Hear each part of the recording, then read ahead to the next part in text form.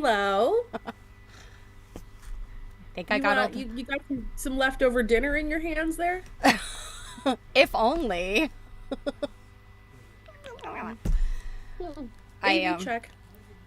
I love these. I have enough to have them on all my fingers actually. I thought I You're would gonna be the person that like goes to a seafood restaurant. Like, yeah. Yeah, that's gonna be you. Yeah. So how you doing? I'm good. I'm feeling a little better. I know you still sound a little phlegmy, but I'm feeling a bit better and yeah, I was at a quilt study today. So that was fun. You could make it sound funner. Well, You're I like, mean, so that was fun. well, I mean, in my defense, I literally just got back like less than an hour ago, and I haven't really processed much yet. But yeah, I did see some fun quilts. One of our regulars who everybody knows and loves, but I won't out her here. She always brings a ton of great quilts, and she had two that were very Halloweeny, and Hmm. one of them was so cool. Like this navy blue kind of it almost read as black, but it was really really dark navy blue. It was one of those oddball, like I think 1860s prints that, like, so beautiful you're positive it's a reproduction, and you're like, Mm-hmm. they had that technology to print, like, these beautiful almost ombre colors. Anyway, so that alternated with like a chromy orange, not quite a cheddar, Mm. but like an orange, I and love that chrome orange. Mm-hmm. it was a Jacob's ladder. And there was no Ooh. white on it anywhere. The backing was this like weird, like green gingham. It totally didn't match the front, but yeah, it was really striking. And the navy blue and the orange were just so very fall, like very Halloweenish. I loved it. Hmm. So one day, that person, I'm gonna jack her up in the parking lot for her quilts because she's got such good ones. Wow. Well, bad news for you is if she's watching, she's got all this time to prepare for a counterattack. Like, And honestly, I think she could take me. So, so how are you you doing? got to record that. So, how are you doing? I am still. So if it looks like I'm starting to cry in the middle of us talking, I'm having a throat tickle and, you know, gross things going on. So don't be alarmed. Also, if you see that my tongue is colored weird, it's because I'm sucking on a candy to help hold that off. But I am generally feeling like I'm on the upswing now from the convention plague. Good. Yes. I did find out that definitely, we were not the only ones that caught it. Some Oh, other I friends think, caught it. yeah, But I think half of everybody caught it. well, the good news, at least for whatever I ended up with, is it wasn't COVID, it wasn't flu A, and it wasn't flu B. I just happened to have a physical. I came down with it on Wednesday. I happened to have a physical scheduled on Thursday, a year in advance. So I was like, I'm not canceling that. Like, I'm just gonna mask up and go. So I got really good cough medicine, which was also my motivation. I'm like, oh, I'm gonna go get the good stuff.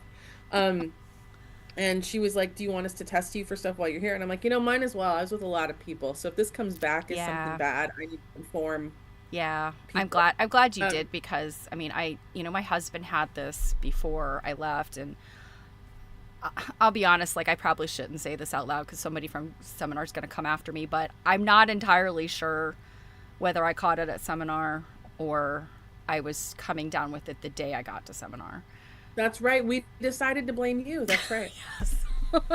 But like, I had that throat tickle like the first night, like Wednesday night. We got there early Wednesday, and Wednesday night I kind of had a throat tickle, and then by Thursday it was, getting worse, and my voice by Saturday, I woke up with no voice, but it came back, much to everybody's I was chagrin. gonna say, you also just that happens to you when you're talking a lot. So Yeah, yeah, it does. And that's what I thought at first, because I'd done my own study center. I had done our panel study center. I'd been talking to a million people, and I was like, maybe I'm just you know, it's dry air. But yeah, once I got back and It was like, was very dry there. yeah, which is surprising being that it's coastal. But then also some of our friends in Maine had said that they hadn't gotten a whole lot of rain. So Yeah, all of New England was had been having a drought. yeah, Yeah, it so. was very, I woke up every morning like water, every Yeah, morning. I could not get enough Um, water. And I think everybody said that. Like, everybody was like, oh, I can't get enough to drink. Give me water. Give me soda. Yeah. well, that's the nice thing I like about these convention centers now, that there's just a water bubbler fountain everywhere, like in Yeah, they every did. single They had room. them everywhere. And I even went down to the gym. Had an even, like, a different one down at the gym. I What didn't were want you to. doing in the gym? Well, because the gym was right across the hall from where we But had all still, what the. were you doing in the I gym? wasn't in it, but in front of it. They Oh, had did one you that. get lost? No. They had one that was like those other ones that were throughout the hotel. They were smaller, and therefore just filling a cup, like not filling your whole water bottle. But I knew the one at the gym Oh, was like, it wasn't one of those cool wall mounted things that you see at the airport, but it was a freestanding thing. But it was clearly like hooked up to a water supply. Like, it wasn't a oh, thing that they they had to had one fill. of the water bottle ones in the expo room where the bathrooms were. Yep, I did see that too. But one thing that I really liked about this hotel is when they had the ones where you clearly have like one of those big water jug things, that normally you would see tipped over or on top of a thing. Theirs you could make it do hot water, cool water, or cold water. And I was like, oh, Yeah, a nice cold drink when your throat is scratchy is so nice. It's so. Yeah. it is really nice. But other than that, I don't know about you, like the nice thing about being sick, and I don't know if everybody remembers, but for the couple of weeks before we went to seminar, I'd had a couple of days here and there where I was like, you guys, I'm feeling kind of dumpy. And I was like taking coldies like it was nobody's business. And I don't know if you remember, but I made a deal with the gods that I could get sick as soon as I got back, After seminar, but not before or yeah, during. and not Yeah. before and not during. Mm. And I had to pay my debt. So small price to pay. I did have when I got back, I had one day that I came back on Monday, and then on Tuesday I had to be up at 8 a.m. for a service call Oh of yes, a I window remember from 8 that. to Hmm. 12. And then we Yeah. streamed that night. And he showed up around like 10:30. And then I had a bunch of other errands to run. I felt good that day. I could get all that stuff done. And then Wednesday is when I started to feel crappy. But um, I hadn't had a whole lot of other things scheduled. So I really had the time to be down and out, and I did. So I've just been going back through things in my brain because, Yeah. there's no time to do that. I do that sometimes when we go to bed at night, and I'm like still like I have to be up at 6 and it's 1 a.m. and I haven't gone to bed yet because I'm still like wired. And Yeah. I feel like our goodie bags should come with like sleeping pills. Well, just a little We can all melatonin. yeah, we can all pop them at like 9 p.m. A little Yeah. Ambien and a melatonin gummy. Yeah, yeah. Can you imagine a bunch of quilters on Ambien, like just staggering through, like, I'll take that quilt. Oh, I'm going to wear this one. Well, it's just like we go there and we're all just absolutely out of our minds because we're up, right? We're in the vendors and it's till 11 p.m. and then everyone's getting up at 6 a.m. the next morning for I breakfast. know, for the Like next thing. Yeah. And it's it's funny. like it's like a quilt history like rave. Like we're going clubbing. To the after party and then the after party. Yeah. Yeah, I think the thing that I noticed a lot, because I mean, you and I are both kind of night owls, and some of the people that I know get up must be people that get up at the crack of dawn, because like post dinner they were struggling, and Mm. I was like, I'm struggling because I've been up since 8 and I'm not used to getting up. Or actually, no, I don't think I got up at like 6:30 or 7 every morning except for one Yeah, I morning. was gonna say, when on earth did you get up at 8? I did get up at like 8 or 8:30 the one morning. I think it was a Saturday. It was one of the mornings where I didn't really have anything major to do. It was just kind of like quick shower, throw in some clothes and go to the paper presentations. It wasn't, cuz we got our study centers out of the way, in the first 2 Mm-hmm. days. So, yeah. But yeah, so by 11 o'clock at night, I was dragging just because I'd been up for so long. And, but I could see the people that are just not used to staying up that late were like, oh. Well, and after dinner too, you're full. If there's a talk or a lecture or something like, you've got that dinner coma. Like you Yes. need to Yeah. like go like walk around or something like that. That's one thing I like about, going down to the vendors if when they're open after like a dinner or it's late or something, is I'm moving around, it's busy Mm-hmm. down there and it's stuff to keep you up.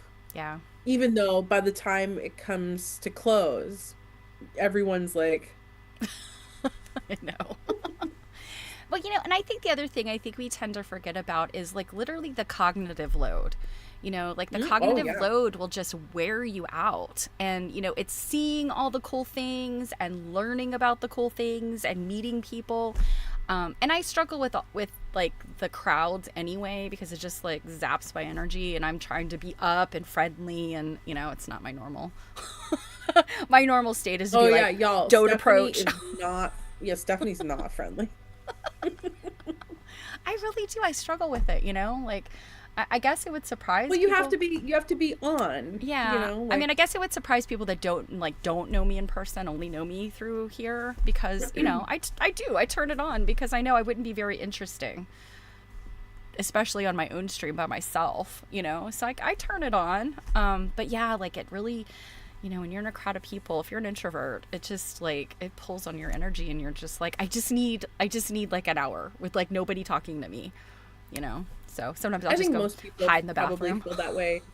Yeah, I think most probably feel that way at seminar at one point or another because the one thing is I hear, especially for all the people that have been going for years and years and years, that they see their once a year friends, Yeah. right? And even though we have, social media and everything now where they can talk all the year long, it's not the same Yeah. as being there in person with them. So if nothing else, like you're trying to get as much FaceTime as possible with all of these friends and probably catch up on regular life things as well Yeah. as talking about all the things that we're doing and we're looking at. And you know I always cram in as many museum tours and visits that I can at seminar. I did four, yeah, four this time, and I cram them in because it's a rare opportunity for the things that we Yeah. get, Yeah. but they absolutely drain me. Museums in general drain me because, again, that cognitive load.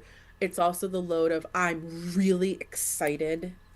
And, like your own excitement drains you too. And like everybody's talking and it's usually very lively and interesting and I'm trying to listen and I'm also taking photos and discussing, so like there's just so much going on, but by the time that we leave a museum, whether it's a half day, man, a whole day, whew, I'm literally like, you know, I will say this year though, if anyone was around last year and heard us talking about going to the Newark, which was fantastic. Um I had told y'all that I was a little bit green on our bus ride home. I did not get sick. Luckily Stephanie had a soda and I was like, give me that soda. Um, but I was feeling really crappy on the bus ride back, which knocked me out for a few hours then for the remainder of the day. So I was like, I'm not doing that this year. I'm driving myself. I'm not going to risk it because I was doing a lot of work for seminar this year. So I drove myself and that worked out really great. I did not I did not feel crappy at all. So at least I got that kind of downtime after. Yeah. Even though I had people in the car with me, it's just not the same load as a bus of 40 people. Yeah. Yeah, So that for was sure. good. And I always am like, I'm so glad I went to all those museums. And you are glad I went to them too, because Yes. then you get to see Yeah, them. I I still mean, feel God. terrible that I didn't make it to the Maine State Museum just because that was such a special thing and everybody talked it up. But it was, I was not feeling great. And I knew, like, if I crammed this in and then we had to run to we had our study center right after you came back, I was like, I'm going to be a basket case. Well, So, instead, you decided to run up a massive hill right before our study center and make yourself feel sick with a sweaty tuna sandwich as well. well, yes, yeah. You're like, you got to pick your battles. Foolish things You yet got to one pick. does in the moment, right? Yeah, you're like, you've got to pick what makes you feel poopy. Well, I have some things to show. Yes, you have treasures, and I I've glimpsed these treasures, but haven't had a chance to look at them in detail. Well, So, there's one thing in here that you have not glimpsed, and I put it in here because I need y'all's opinion. ooh, exciting! Um, yeah, but let me show some treasures. Um, wow, kind of looks like this thing's on fire. I was like, I'm gonna take these pictures in the sunlight. Um, these are some sewing tool treasures that I got. Um, most of these I bought for the shop.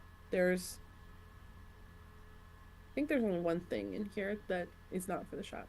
It's for me. Um, There's one thing you have that better be eventually for me.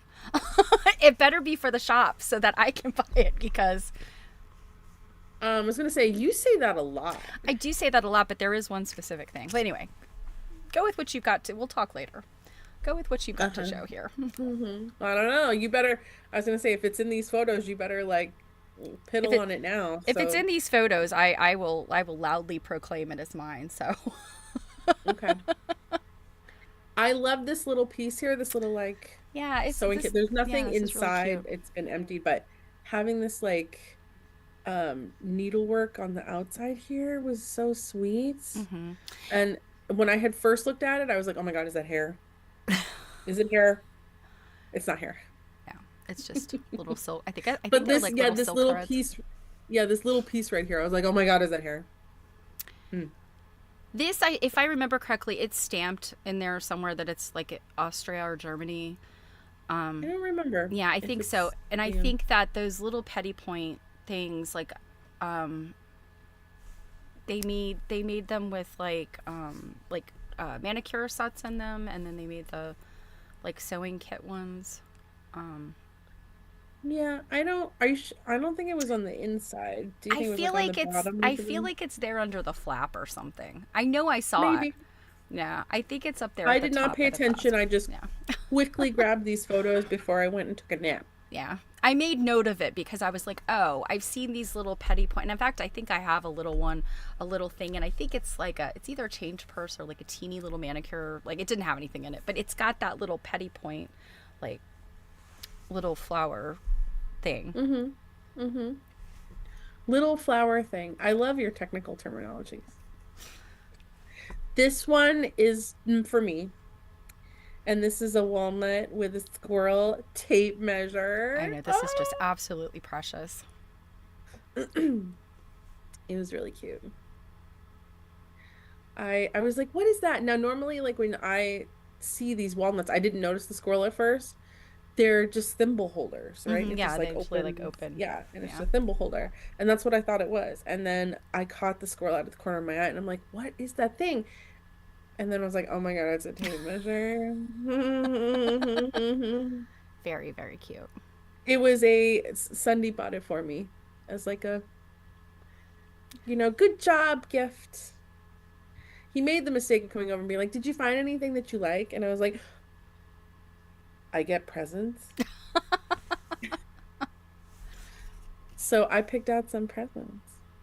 Here's some Mocklin that I got. This is a cute pin keep. I love the trefoil and the one that's like a shield. Those are some of my Mm-hmm. favorite of just the regular old Mocklin. The regular old Regular old Mocklin. Mocklin.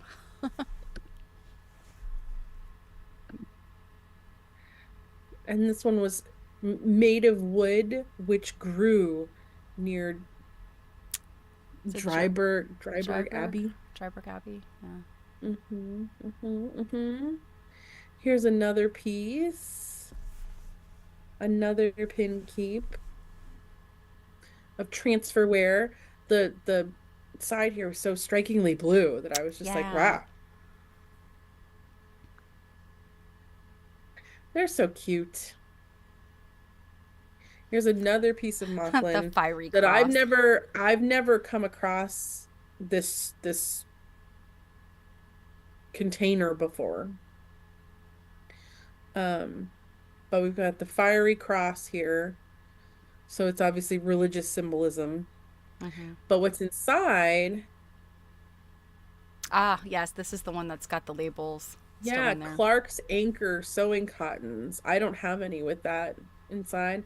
And it's got one of the actual spools of thread too. Now, Anchor, I believe, and any of our friends out there, correct me if I'm wrong, but I believe Anchor is the British version of, like DMC, Coates and Clark. Anchor was Hmm. specifically British, I believe.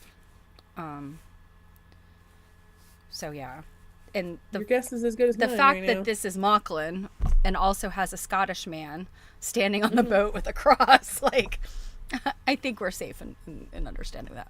Yeah. Man, it sounds like there's a herd of elephants That is above me. mine. Oh, it's this. Yes.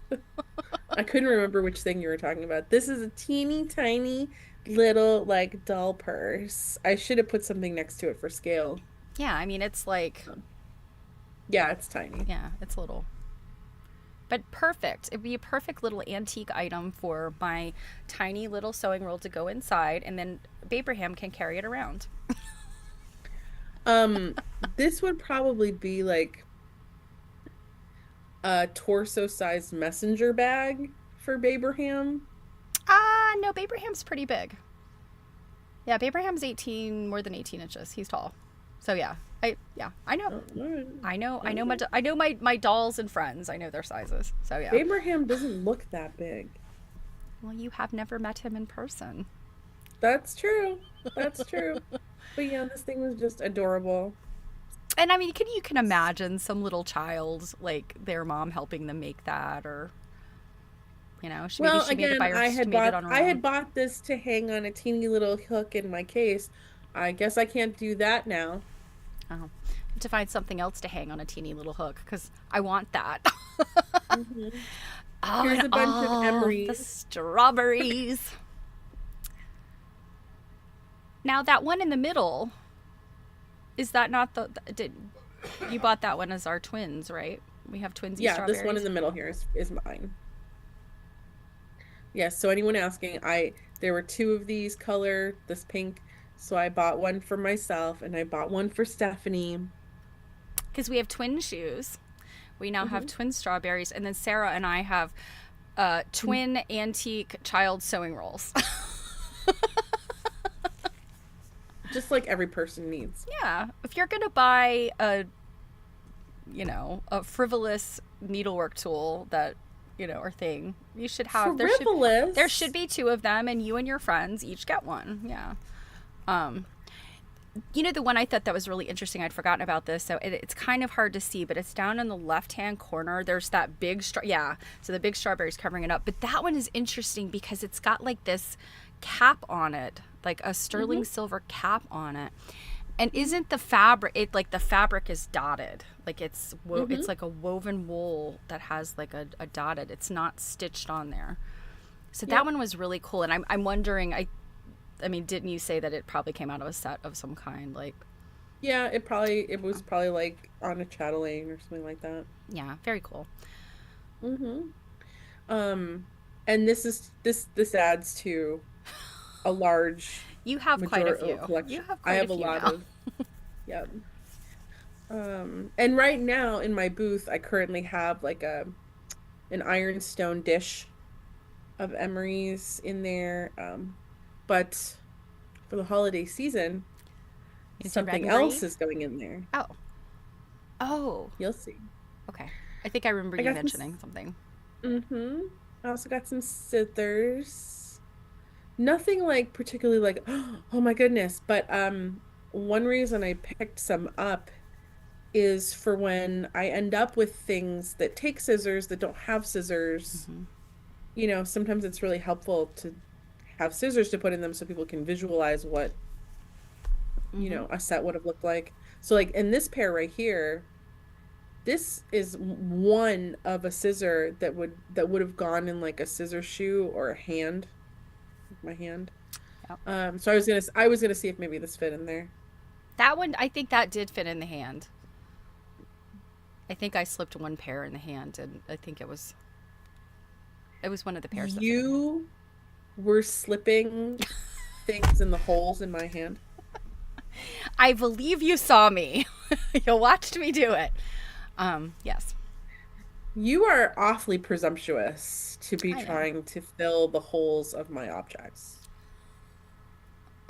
Now this is a family. This is a family stream. Now let's keep it clean. We're talking about scissors. Oh, I forgot about this. Yeah, you don't get to have this one. No, I know you. Well, this was something specific that our vendor friend, like, had for you, right? Yeah. Yeah. And that is the queen stitch, I believe. That is the Hmm. stitch on there. For the longest time, when I would see these, and I guess if you're not going to describe it, I will. It's a pinball, and not a pinball like a game, but rather a pinball like a ball that you put pins in. That's a sterling silver band around it, and I always thought these were knitted. Like looking at them, I thought it was some kind of knitting, but it's actually Yeah, I a could I could see that. yeah. It has that like vibe from a distance, but when you look at it up close, it is like a. I mean, it's a type of needle point, and I guess I would call it petty point, but I don't know. Maybe petty point has like a very specific application. To me, anything that's minuscule needlepoint is petty point. But it's a queen stitch, so like the stitches are coming into this central thing, so it makes like a little square, and then all of the stitches are going into this little central, point in the middle of the square, and then all together they create this really solid looking pattern. Hmm. Also, I know like we've seen these other places, but I was so like, wow, man, this thing is big. Mm-hmm. Yeah, Like the I size of was it in my hand, I was like, yeah wow. I was surprised at like how solid it is, and Hmm. yeah, and very good condition. I mean, those were like early 1800s. Is this one? This one, I believe, she's got it dated to like I think late 1700s to Mm, early 1800s. yeah. This is the first one I've ever had, so I'm not super well versed on them. Yeah. But it's funny. She originally just showed me like a picture of like one side of it and was like, "Hey, are you interested in this?" I'm like, "Yes, I am." But I'm like, so I was dreading seeing the other side. I'm like, "Oh my God, if the other side's in really bad shape, which can often happen." But when But I, it's not. It was in pretty got good to her and they were condition. both in good shape. Yeah, so let's see. She's got a 1780s to 1840s. Gotcha. Yeah. Well, in the place we saw a ton of these, if you want to see a ton of these out in the wild, is the Chester County Historical Society has like, what do they have? Two full drawers of these things, and like some that were in like the process of being made. So like the literal piece of fabric that you would have gotten to stitch this on and have Hmm. it made into this pinball, like they had those too. And I was I like, really wow. appreciated that too because I was always Yeah. like, how do Yeah. they make these And things? I'm still very interested to know just the way I like feeling it, and how that band is soldered completely shut. So it's not the kind of thing like where the band was clamped around. That is a solid ring, and the Hmm. little like the loop and everything has been soldered completely. So, and then it's kind of got like little holes punched in it. And so what I think is what happens is they have like a kind of a smaller center, whatever that is, and then they cover it with the two rounds, right? And they kind of tuck it and pleat it. And then there's somehow like maybe a tool or something that they kind of tuck around in those little holes, I think, kind of hold it in there a little bit. And then it looked to me like there may have been like another piece of some, like maybe a strip of something that they forced down in there to kind of pressure hold it, the pressure hold it. was very interesting. I, Yeah. yeah. I didn't want to pick at it too much because I'm like, this thing is like as old as our country, pretty much. Like, I don't want to like hurt this thing, but I'm very curious, like, to see, what is inside there. I believe someone told me Like that sawdust, like packed sawdust. Williamsburg Williamsburg has repro kits. Yeah, you'd mentioned that. I hadn't had a chance to look yet. Um so I guess that'd be the first place I'd look to have like directions because I'm assuming like if it's a repro kit, I'm like, are they um are they going to give you the directions to do the entire process yourself? I don't know. Whereas I think someone had told me that when before when you were making these you might have sent away to have it finished Mm-hmm. after you'd stitched. Well, let's see. Williamsburg pinball counted cross stitch kit. Oh, well, you found that fast. Yeah, because I typed in Williamsburg pinball kit. Um, Stuffing and pinball ring not included. I think you buy them separately from them. Yeah. Yeah, because this what they're showing here looks like it's Because if they're gonna do a sterling silver this looks like ring, it this does probably look like gonna it's be silver. expensive. Yeah, let's see cross stitch and embroidery kits maybe. Oh wow, they have lots of stuff. I've never been on Williamsburg's. What? You? I mean, I've been to Williamsburg's websites and stuff to look at the stuff they've got. I've never been to um yeah, I'm not seeing it. I just see the kit to make the two little circles. Hmm. Nah, I'll have to do some more looking, but yeah. Williamsburg's got some good stuff. I love this Mm-hmm. too. This is so precious. This little bag. Yeah, this is a water silk like purse sewing kit kind of dealio, and it's so funny. So when I had picked it up and been like, yeah, well, I want that. It had tissue paper in it, and I didn't take it out. And the vendor was like, "There's stuff in here, right?" I'm like, "Huh, neato, it's mine." Because at that point, I was in love with what the outside was. I didn't really care that was just a bonus. And then when I was showing Stephanie, when we were doing our little hauls, which was the most time we'd spent together in a room, In a hot like minute. not working, the whole time in seminar. So I just took a quick photo here of the contents inside. Like a little pincushion and some spools and then a roll of tape and just Yeah, cutesy things there inside. wasn't there like a little bag in there, Yeah, like a little right here. drawstring bag, yeah. And Hmm. it matched the silk, so it went with it. Hmm. Like a little coin purse or something, or maybe like a little needle bag. And then I got a second pinball. This one's like a homemade version because it's got its loop here and it's just tied together. I haven't seen one even like this before. I've only Yeah, I seen like never the seen fancy anything ones. like that either, and I mean it is obvious they wanted to capture that pinball and they Hmm. used its tape like like skirt tape or something that's around the middle and then they've stitched over it. Hmm. Yeah, and this one was obviously like, you know, used in things, whatever like decorative motif was on here is gone. Yeah, it looked to me like they were little fragments of like maybe like a silk ribbon or something that had shattered. Yeah. Hmm. Yeah, Yeah, there it is. this was cute. This is like this reminded me this is also like gonna live with me for a while. This is like a Mary Poppins like Yes. carpet The bag, carpet bag, yeah. pincushion. And what was it's just cute and everything. But when we were looking at it, I took a picture of the side here because I was just like, what a missed opportunity. Because I feel like this should have had a tape measure in it. Definitely. I feel like a lot of other pick cushions that we see that are cast like this and big like this often are doing a double duty and have a tape measure in it. And I was Yeah, like, that was a little disappointing, but yeah, I mean, why doesn't this have a tape measure? There's plenty of room. I also the other thing I loved about this was when you look closely, that top is very, very well loved. Like it used to Hmm. be velvet, and now it's just the under fabric, and you can see the velvet like in the corners. Hmm. It used to be Yep, the like a remnants. plush.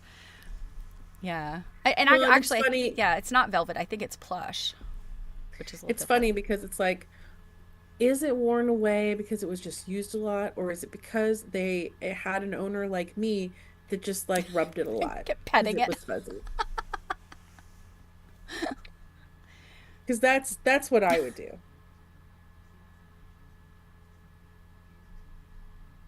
It's very And cute. then this Oh piece, yeah, I forgot about this one. yeah, this is really cute. Unfortunately, this top with the mirror, is no longer attached, which is a bummer, but it was still a very cool piece. And here's some of the decorative side of it. And out comes all of these needles. And it looks like all of the books in these little needle packets in here are all original. It's amazing today. They just don't make things like this. Where you just go and buy, today it's like you buy some crappy needles that aren't even very good in the first place, and they're in a plastic package, and, there's no pomp and circumstance. But this beautiful thing All is just, hail capitalism. yeah, yeah. But yeah, I don't think I have any needle books like this in my current collection. Do you? I don't think so. I'm looking to see, what is it? Is it James Smith and Sons? Mm-hmm. With this like crown on it. Yeah, I don't, I'm not familiar with that name, but I have a huge bin of needle packets that I dig around in there when I need a needle. Hmm. But I don't necessarily, I haven't really like Well, cataloged all the different companies and things that are in there. and I didn't know until I think you and our friend Ann Hermes and probably Don Ronigan had told me. Here I was thinking that like there's all of these needle packets all over the place because people change their handwork needles constantly. Like you change out machine needles. And then they're like, no, you like you like hardly ever. I'm like, oh, why are there all these needle packets running around then? If like you hardly ever had to change your hand sewing needle.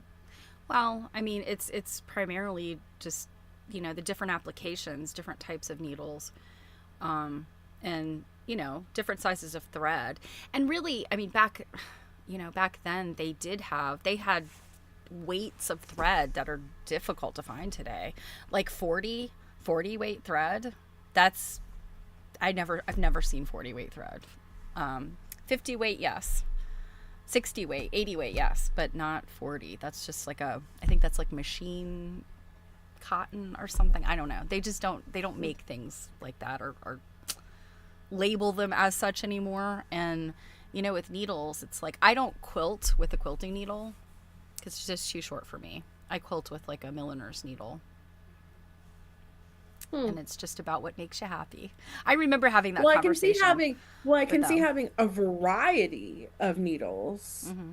but not necessarily like 15 packs of eight if you're not going through them very Yeah.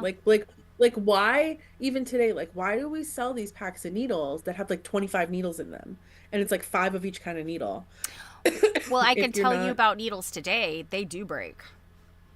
Like I feel like I'm pretty hard on needles, and I do have needles today that break. They're just not made, even though they're steel, they're just not made with the fine materials or Well, whatever. Yeah. not even today, like I've got some older needle Mm-hmm. packs from maybe like 1910, that are have tons of needles in them. Um, and yeah, I'm just like, huh, why you got so many if you're not Well, I mean, necessarily changing them out all the time? but I mean today, like but I mean, I'm only sewing like so many. I'm sewing projects. Back at the turn of the century, people were sewing. I mean, even with a sewing machine, they still probably hand stitched a lot. They were sewing clothing, like they were sewing every day. So yeah, it's entirely possible. You drop a needle, you break a needle, you bend a needle. No, I mean, Well, apparently though, some people like that. yes, and I am an anti-bend. I do know quilters, especially quilters that do the rocking. They get a needle that they just get the just the right shape in it for them. I do not like bent needles. I just because I don't rock. I don't do the rocking, and I keep them, but I'm just like no. And once Like you're just for funsies? well, I mean, sometimes it's just because it's just the right gauge of needle. You know what I mean? Like the thickness of the needle and the eye of the needle is just perfect. And so in a pinch, I'll go back to it. But for the most part, once it's bent, it's like, oh, you're dead to me. You're so strict. So Tish, hey Tish, I lose more needles than I need to replace them from where? That makes a lot of sense. Hey Nikki, Hey, Nikki! thanks so much Yay! for joining us. We're so cool. um, yeah, yeah. Oh, And and it's like she's team see team bend. vent needle. Yeah, the needle I use right now, and it like I stress out if I can't find it.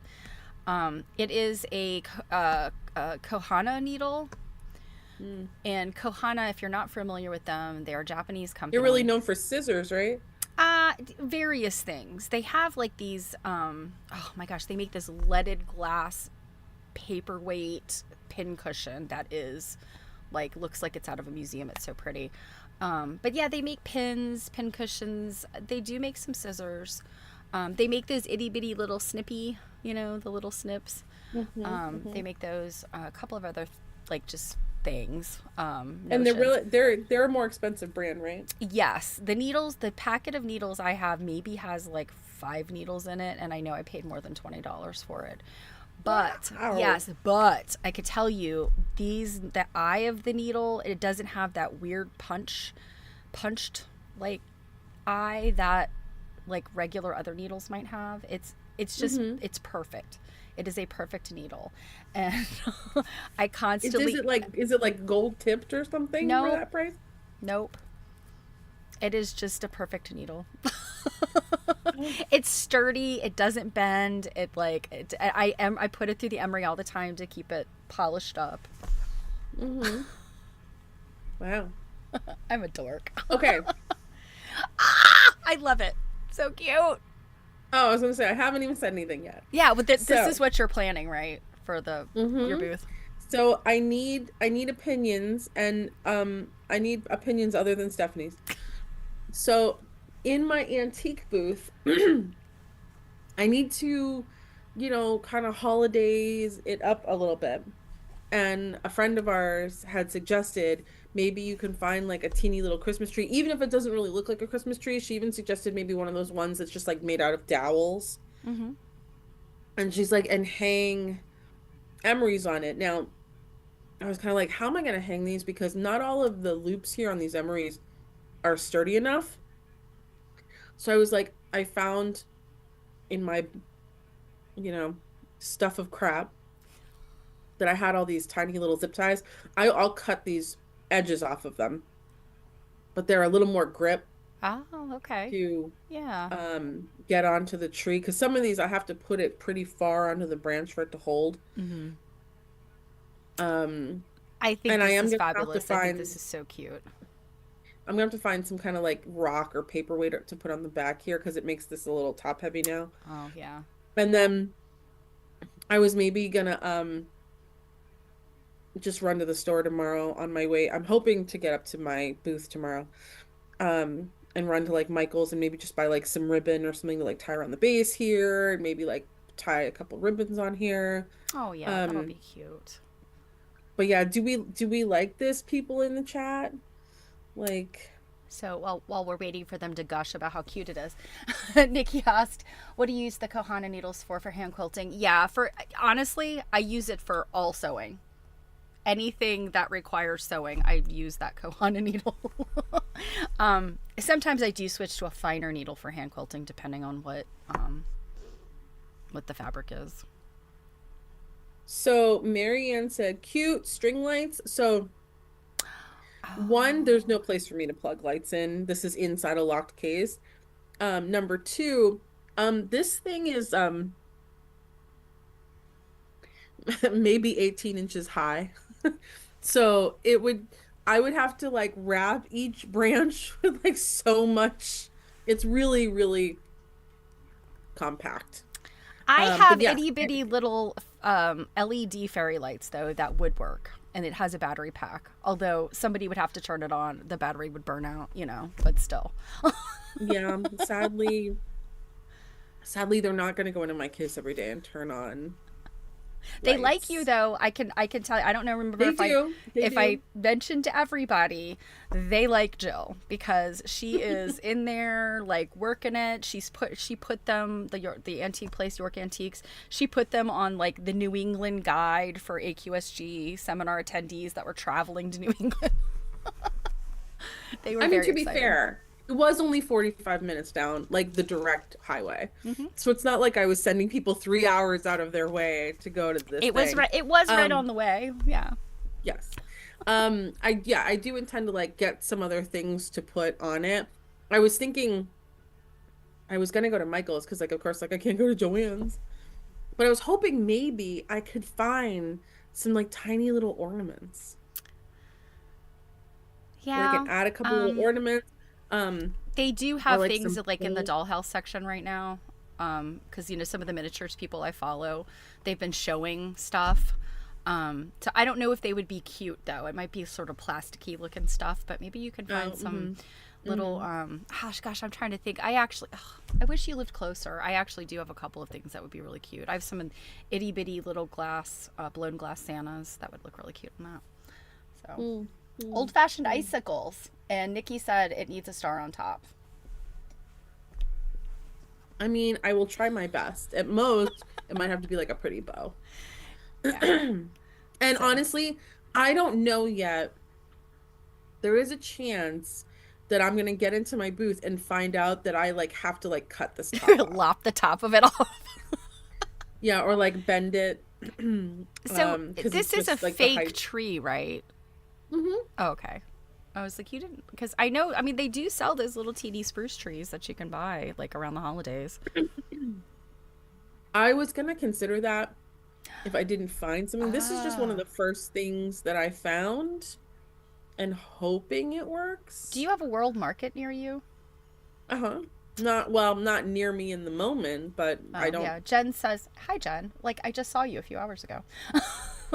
She said World Market has micro glass ornaments. I know I've seen those. Yeah, they've got to have their Christmas stuff out yet. I mean, Oh yeah, I was probably out in August. yeah, I know. Everybody had like, is it back to school in August, not back to Christmas? Anyway, No, back to school usually starts in June. that they Um, had back to school stuff out when the kids here were still going to school. Back in May and June. I'm like, what? This makes no well, sense. it's funny because like when I was putting stuff in my booth in October, the manager was like, "Hey, people are starting to do Christmas," and I'm like, "I know, but after 20 years in retail, like I just can't.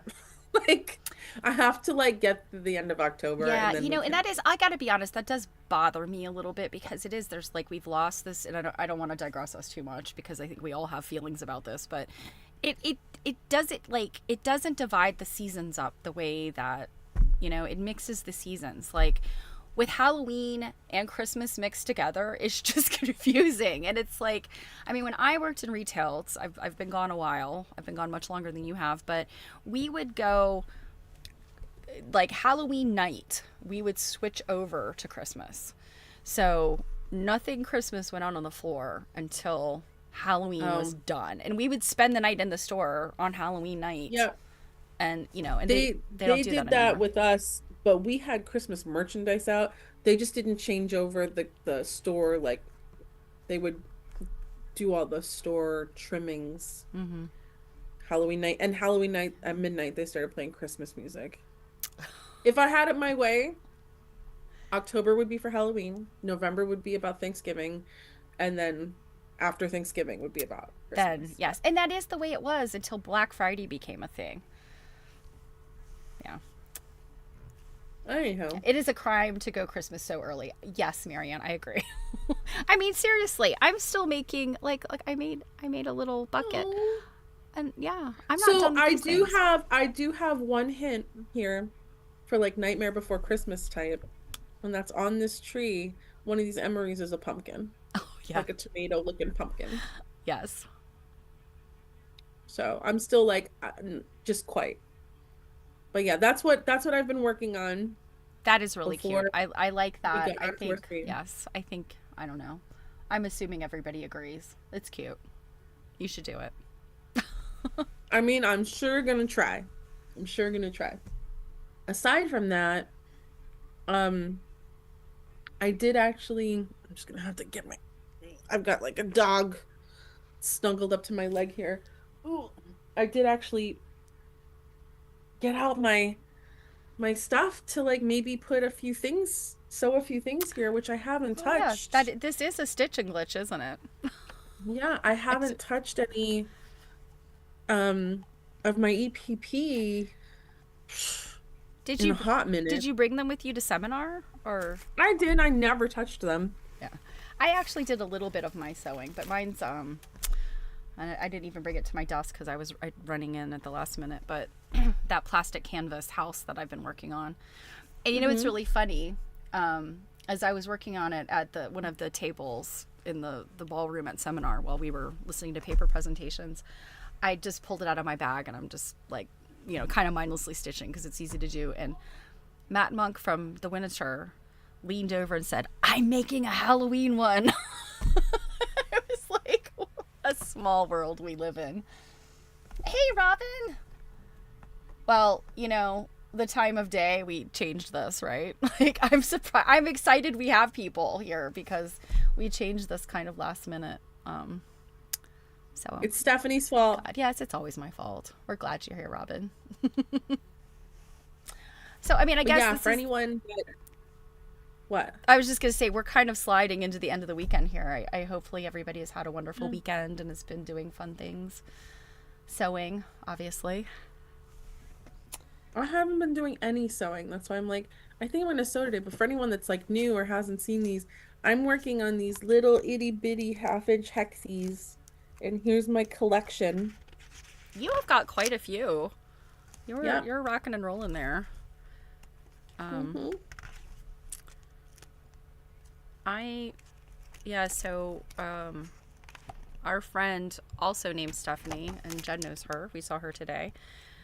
She went to an auction recently and got some books, and I was like, "Can I pay you for those?" And so I'm guessing she got them cheap. She's like, "No." Um, yeah. So it was Catherine Creer. She passed away, I guess, a while back, and so her auction, her estate auction was a couple weeks ago.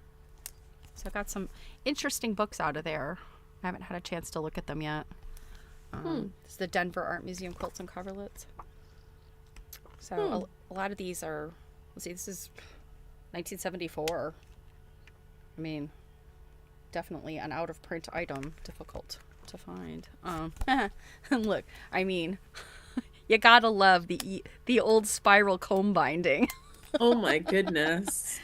It's a wonder that thing hasn't cracked because they get like all dried out. Yeah, actually, I have a couple of the Kansas City Star books, and the stuff is all messed up. I have to figure out how to fix it.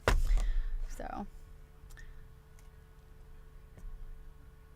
Robin, you had it written down, but so Marianne worked on my curling quilt. You got to explain that. Um, Nikki said, "How do you hold them? I feel like my fingers are too big." Nikki, I feel that way too. I hold them and feel very awkward the entire time.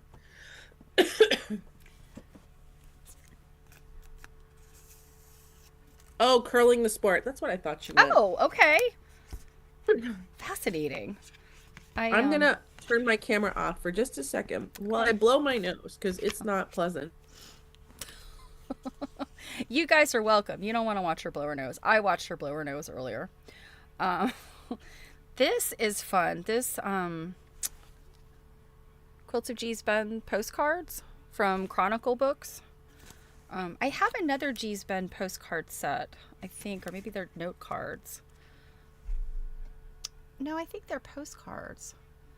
Curling is a weird sport, but it's a fascinating sport. I think I read up somewhere where they get the rocks. Like We need that. to talk about your definition of the word fascinating. Well, I mean, come on now.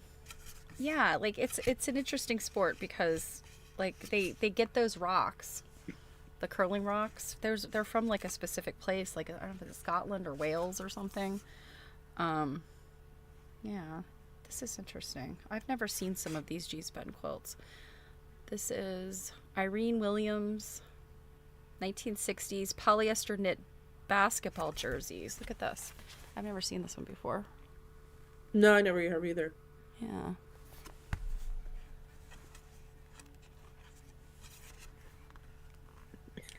For the spousal unit's cousin, who I'm guessing is either a curling fan or a curler. Is that what do you call people that do curling? Curlers? Oh, Tish, some of your family are having a. Well, also Tish, you live in Canada, so like, isn't that like in Canada you're like obligated to be into sports that are involve icy slick surfaces? I was gonna say all those Canadians that I'm friends with are into hockey. Yeah. Yeah. Well, yeah. Um so they are called curlers. Yeah. And yes, the things are called rocks, right? And then the thing that looks like a Swiffer.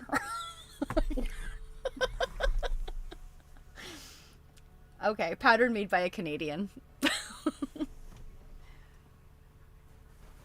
That makes sense. So this, I have no idea what this is. Oh, this belonged to Hazel Carr. Okay. This is so funny. Okay. So, Catherine Nippy Crerar. I don't know how to pronounce her last name. It's Crerar. So Crerar. She went by Nippy Crerar. So my friend Stephanie got this for me there. Have you ever seen this? It's like a big coloring book.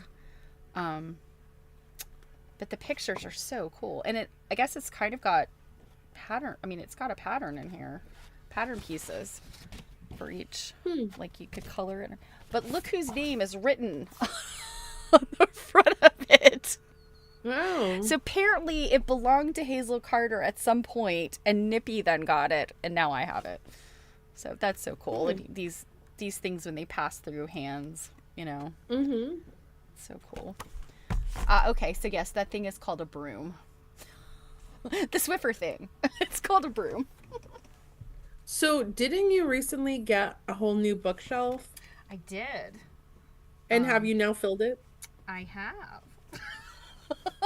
It was filled when I put it up. I mean, there's a little bit of room at the top. That some of these books will go up there. The other thing about some of these books is I do intend to pass them along because they're stuff that I already have. And that I grabbed them because I know they're great books that I like to be able to pass along. And then some of these other ones that I mean, it's like a museum catalog, an exhibit catalog. So I have room for those kind of things that I've been trying to collect.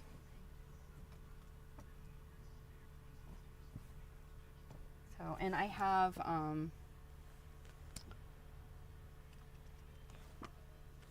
a couple copies of this Yep. Crib Quilts. This is a Hmm. pretty easy book to find, but if anybody is interested in it, because I have multiple copies, I would happily send it to you for the cost of shipping. If anybody's interested, this has some really pretty stuff in it. Like it's got a color section in the middle. Hmm. Though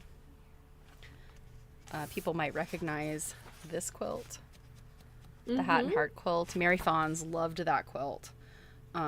She had stickers made of it for Quilt Nerd. And I was surprised to find it's actually a very tiny quilt. It's like a crib quilt. That would make sense since the book's about crib quilts. Yes.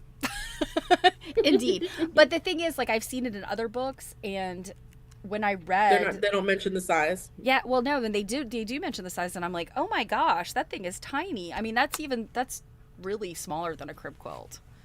It does look like it should be bigger. Yeah. And you think about it, like, if it is a crib quilt, like, what kind of baby is sleeping under this? Because It doesn't, just because it's a crib quilt doesn't necessarily mean a baby is sleeping under it. yes, I know. I personally think this. Let me see. Flip open to where it says. Um. Now I've lost it. Where'd it go? Well, kind of now. Is it in the middle here? There it is. Okay. So it's called Heart and Hat, mid 19th century Yonkers, 34 and a half by 32 and a half. This romantic miniature, a textile valentine in crib quilt form, is inscribed. A heart I send, young Squire Baldwin. Reject it not, I do. Reject it not, I do implore thee. A warm reception may it meet. My name is secret, I must keep. Old maid. How the Mm. story ended remains a tantalizing secret. So yeah, it's like somebody made this quilt for a Valentine, I guess. Hmm. Oh my gosh. Jen, if you're watching. Oh, geez. Pages are coming out of this. This Oh, quilt right here, our Mhm. friend Bunny had a quilt just like this, but it was 4 big blocks of that. Hmm. And I knew I had seen it before. The Autumn Leaves Applique, 1940. I'll have to send that to Bunny. She may have, yeah. I think hers was prettier than this because it had, I don't know, it was like 4 or 6 of those big blocks, and it didn't have this inner, that green. It didn't have that. It Hmm. had this vine, these vines. It was very pretty. Hmm. I'll have to make a note to send her because I'm sure she has this book.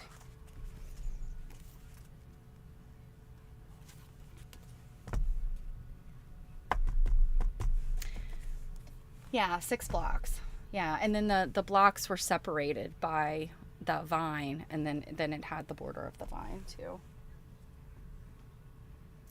Good stuff. Yes, I have Marion multiple said it's copies of a it. Marion said, "Is a crib quilt smaller than a baby quilt? Is it bassinet size?" I think, like, the overall size of like a crib quilt is kind of generous in terms of like varying sizes. Yeah, I have a bulletin board behind my computer. Like, I don't know if they differentiated baby quilt the way that we do now. Yeah, I mean, I think a baby quilt is anywhere from 30 some inches to in the 50s. I don't know. I know Robin often will give me the sizes. She knows the sizes. So, but let me see. I used to have it on, maybe I took it down. I had a list of what the sizes were. I must have taken it off my bulletin board. I don't see it. I guess we have this thing called the internet. I guess I could look it up. Yes, Stephanie, you could use it to shop for pinball kits. By the way, how much was their kit? Well, it was just this. It was just the cross stitch kit basically, so it was like 30 some Mm-hmm. bucks. Mm-hmm. Okay, so a Okay. standard crib quilt is 36 by 52 inches to fit a standard crib mattress, which is approximately 28 by 52. However, other sizes are also common, such as 30 by 40, 35 by 48, and 45 by 60. But that's talking about today's sizes, right? Yeah. Um, Does the beginning of that book mention it? let me see. I don't think so. Um, hmm. Well, there's instructions for making a crib quilt. Maybe that says. Definitions and general history. Let's see. That looks like a good place to start. Yeah, okay. So, um, a crib quilt, then, is simply a small textile sandwich. The average size of a crib or cradle quilt, the terms are used interchangeably here, is 1 square yard, although many are made smaller or larger, or in varying proportions of length and width. The predominance of 1 yard square as the size chosen for crib quilts recalls a tradition in 17th and 18th century England of a white handkerchief offering by woman a white handkerchief offering by a woman to her country parish. A reference to this custom can be found in the Register Book of Wickham, Lincolnshire, dating from the early 17th century. The chrism and a grace penny is always to be given at ye woman's churching. The chrism must be a yard of fine linen long and a full yard in width. I'm assuming the churching they're referring to is after she gives birth.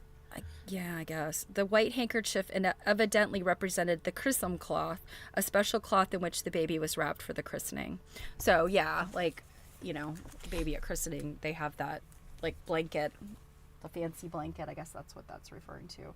But yeah, a yard square. I mean, that's only 36 inches. That's kind of smaller than I imagined. But see how it said too that there's a whole variety of Yeah. lengths and widths. Yeah, so Robin says 30 by 40, 36 by 52. Yeah. Oh, you're right. Baptism. What? Yes. Baptism. Christening. I'm trying to think. Well, I was I'm not curious Catholic. just because the words you said were a woman's churching, Mhm. and after giving birth, historically women would need to be churched Yeah. to be welcomed into society again after giving birth. Right. Well, I guess in some, like, I know with like Orthodox Judaism, you have to do the mikvah before you can come Yeah, back to, after giving birth. But yeah, it's because spelled. because women are all gross and stuff. Yeah, God forbid you got all filthy by having a baby. Keeping our species alive. It's a filthy mess. So yeah, the way that the 17th century writing is, it's Chrysom, and then the authors, let's see, Thomas Woodard and Blanche Greenstein, they spell it Chrisom. So yeah, for When was christening. that book published? I want to say this is 80s. Let's see. 1981. Mm-hmm. Yeah, this really is a good book. This has got some, like, really interesting stuff in the beginning of it. Let me open this other one. This other one's in a little bit less good condition, but I love this. I don't know if you can see this picture very well. It's a cradle and it's hands. Okay, that's super creepy. Well, it says loving hands. Loving hands are beautifully carved on this unique cradle by an unknown maker. Yeah, sorry. All I can think about is the it really doesn't have necessarily anything to do with it per se, but just thinking about that movie, The Hand That Rocks the Cradle. Oh, yeah. I don't know. I think it's kind of cute. Okay, I think you're alone. Okay, everybody weigh in. Is it cute or creepy? Show it again. I think it's creepy. I think it's sweet. The baby in a little. I have a little doll cradle like this, but it doesn't obviously have the hands. But I don't Yeah, know. it's super creepy. You're the worst. Oh, okay. Everybody agrees with you. Creepy. All right. Yeah, you're alone. You're alone in your principles. Um, yeah, some of That's these all right, quilts are Stephanie. That means that you can own all of the all the creepy creepy doll cradles. cradle. Okay. Um, Marianne says it yeah. reminds her of the clown It. What? Isn't that, wait, doesn't that clown actually have a name? Pennywise. Yeah. Yeah. Oh yeah, this has little pockets and sewing cases and things too. What does? The book? Yeah. Oh, I thought you meant the creepy cradle. Oh, yeah. Yeah. This is a good book. Um. I was Oh, gonna say if the cradle has treats, then all right, maybe I can get on board. it's a creepy cradle full of Doritos. Does that change things for you? um. So I have an artist you guys need to see, and let me find her website. I think it's probably a pretty simple website. So her name is Kate Adams, and shoot, why is this not? It worked the other day. For some reason, her website is not coming up. Well, dang it. Um, Let me see if I can find some of her She other knew you stuff. were coming and she shut it I down. guess, I guess so. Her little quilts are amazing. Um,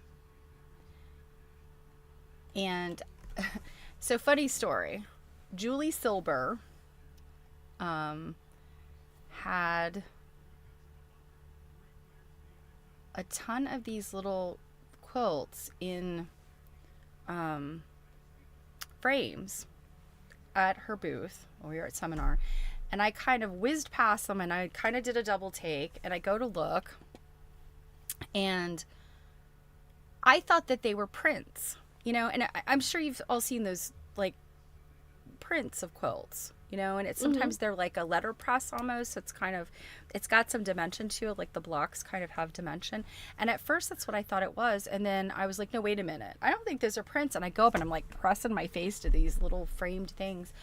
And I'm like, oh my gosh, these are teeny tiny little pieced. And so you guys might remember our friend Amy Pabst, who makes the like literally microscopic log cabins. It's like in the arena of that, like that microscopicness, but they're all like she had a little crazy quilt, like little teeny tiny. I mean, I'm looking at my desk here. The little blocks were probably 3/4 of an inch. I mean, Mm. these are teeny things. And so it's funny. And so I'm like looking at it, I'm like, oh my gosh, look at these. They're so beautiful. And so when I had a little bit of time, I went back, and I don't think Julie was not in her booth, but there was her assistant Angel, and I think Angel's daughter was there helping, and so they were in the booth, and I'm in this woman's portfolios there, so I start flipping through it, and I was like, oh, just wonderful things. So I flipped to the front, and I just took a quick picture of. She had this Hmm. piece of letterhead that had all her information on it, and I didn't want them to think like her Julie's assistant kind of looked around like, what are you doing? And I didn't want them to think like I'm taking, pictures that I'm, didn't ask to be able to take. And I was like, oh, I'm just snapping a picture of this artist's information because I want to look her up. I want to learn more about her. And she was like, well, she's standing right here. And I was like, ah, oh my God. Isn't it funny when you have a moment like that? So I got to talk Hmm. to her, and I was like, okay, first of all, your work has just literally just like slayed me. I'm so amazed by it. It's so cool. And I just, I started asking her questions like, do you use like, are these antique fabrics? And she's like, yep. And she says they're finer and they're easier to work with. And I was like, okay, then I'm on the right track there. And then I think we asked a couple other questions, and she was like, "Oh yeah, you gotta like steam, like press the crap out of them to get the Mm-hmm. the little." So I will just post this gigantic, awful Google search for the images. I think. Um, oh gosh, this must be a really old picture of her. She's definitely, her hair's not that color anymore. um, but you can see like what this stuff looks like. It's so amazing. Do you have access to the photos that you took? Well, see, I didn't take pictures of her stuff. Oh, Oh, it's not letting me post it because it's too long. Crud. Okay, guys, look up if you would like to see them. Kate Adams, miniature quilt artist, and you will 100% get her. Let me actually. I can just move this over and cover us up. All right, I'm covering us up right now. So, um, yeah, okay. So this is what they look like, and some of these obviously have gone to auction. Um, oh Trying to yeah. see if I there's think I might have one. seen Yeah, and I some think of these maybe there was one before. like this. Oh, it's funny. This here. I wonder if she's made a tiny one of that. Mm-hmm. I'm just looking to see like what are the ones that are the most itty bitty teeny tiny. Like she had a heart quilt. It was different colors than this one. And you said her Um, website wasn't working? yeah, for some reason her website's not coming up, but then it's saying like this is her website here. Like, but yeah, let's see. So yeah, I mean, Worth Point. She's oh, well, crud. Worth Point has these tiny little pictures. Um, but I mean, this is 1997. Um, so she had a newer one, and this looks like it seems to me that her quilts have gotten even tinier and finer. Mm-hmm. Um, so Safari won't let you see it. I had a I'm on Chrome and it's not letting me open her site, but um yeah, this one. I think this was one where this is on somebody's Pinterest, I think. Yeah, okay, here we go. um eh, I don't want to sign in. But you can see like this she's her stuff is just in I mean, it is tiny, tiny, tiny. I would say it's probably smaller than 1/12. Mm. 1 to 12. Some of them, Wow. yeah. She had a couple, I think, that were these kind of old, um, these centennial type of things. Oh, what is this? Mm-hmm. Okay, I can't go. Oh, wait a minute. Doesn't support a secure connection. Okay, well. All right. Well, it let me go here. It's not a secure site though. Um, so let's see if we can look at Hmm. this one. Yeah, I can't get in. It doesn't. But this is 9 inches by 9 inches. That's actually one of the bigger ones. So she Wow. definitely had some that were just so much smaller. So this is the one that's kind of that's 8.5 by 8.5 inches. Let's see. Limited editions, smaller quilt. Let's see. Oh, yeah, so she did do one of this. So this is 3 by 3.5 inches, this little quilt. Oh my goodness. Yes. um, yeah, I mean, it's hard to see them on the website because I cannot get this any bigger, I don't think. Yeah. But anyway, if you ever run across her stuff, yeah, this one. She had one very similar to this. It wasn't this particular one, but you can see this little tiny crazy blocks. And, I think a lot of this she is referencing an antique quilt. Mm-hmm. I'm sure she's done some that are just like her own design. I think she is often referencing actual quilts. and trying to get, something that looks like a copy of the quilt. Um, Mm-hmm. yeah, let me look and see if she has a Facebook page, Marion. That's a good idea. But yeah, look at this. I mean, this is 5 1/4 by 5 1/4 inches, and these little tiny flying geese. I mean, come on. God, she, flying geese are obnoxious enough when they're full size. yes, I mean, so tiny, so very tiny. Um, yeah, just amazing. And let me see if she has a Facebook. Um,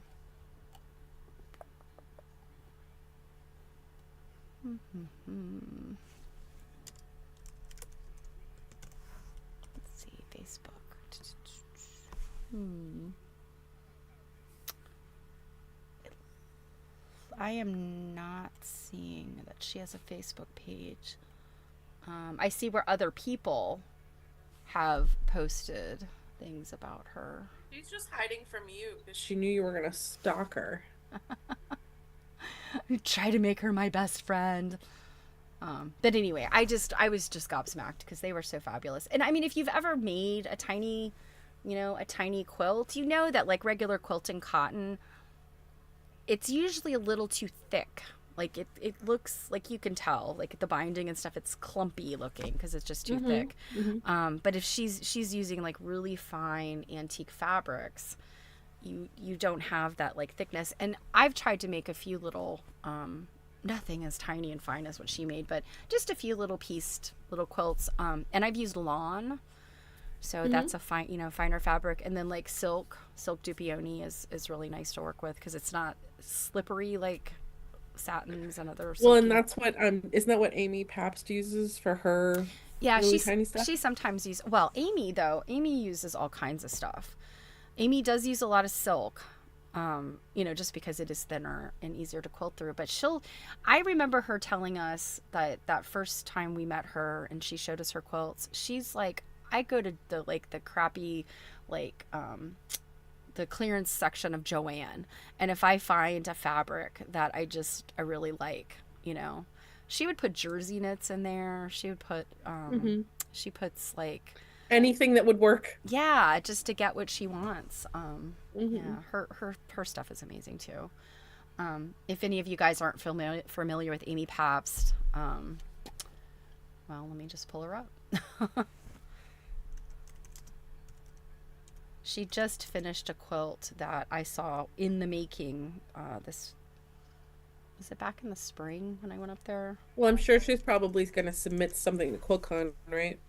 Oh yeah, she won stuff at Quilt National. Um, yeah, here's her. This is her Instagram. Um, so not only does she just do these other cool quilts, but she makes these log cabin and pineapples. That they're all either a log cabin or a pineapple block. Mm-hmm. Mm-hmm. And yeah, she was at the River House this summer. She did a residency at Mm-hmm. this whatever this is in West Virginia. So um, yeah, so she has pieces at the Dairy Barn. Um, that's is that at Festival of Quilts or no? I can't keep them all straight, you guys. There's too many quilt shows. Oh, it's making me And log there's in to not see even it. near as many as there used to be.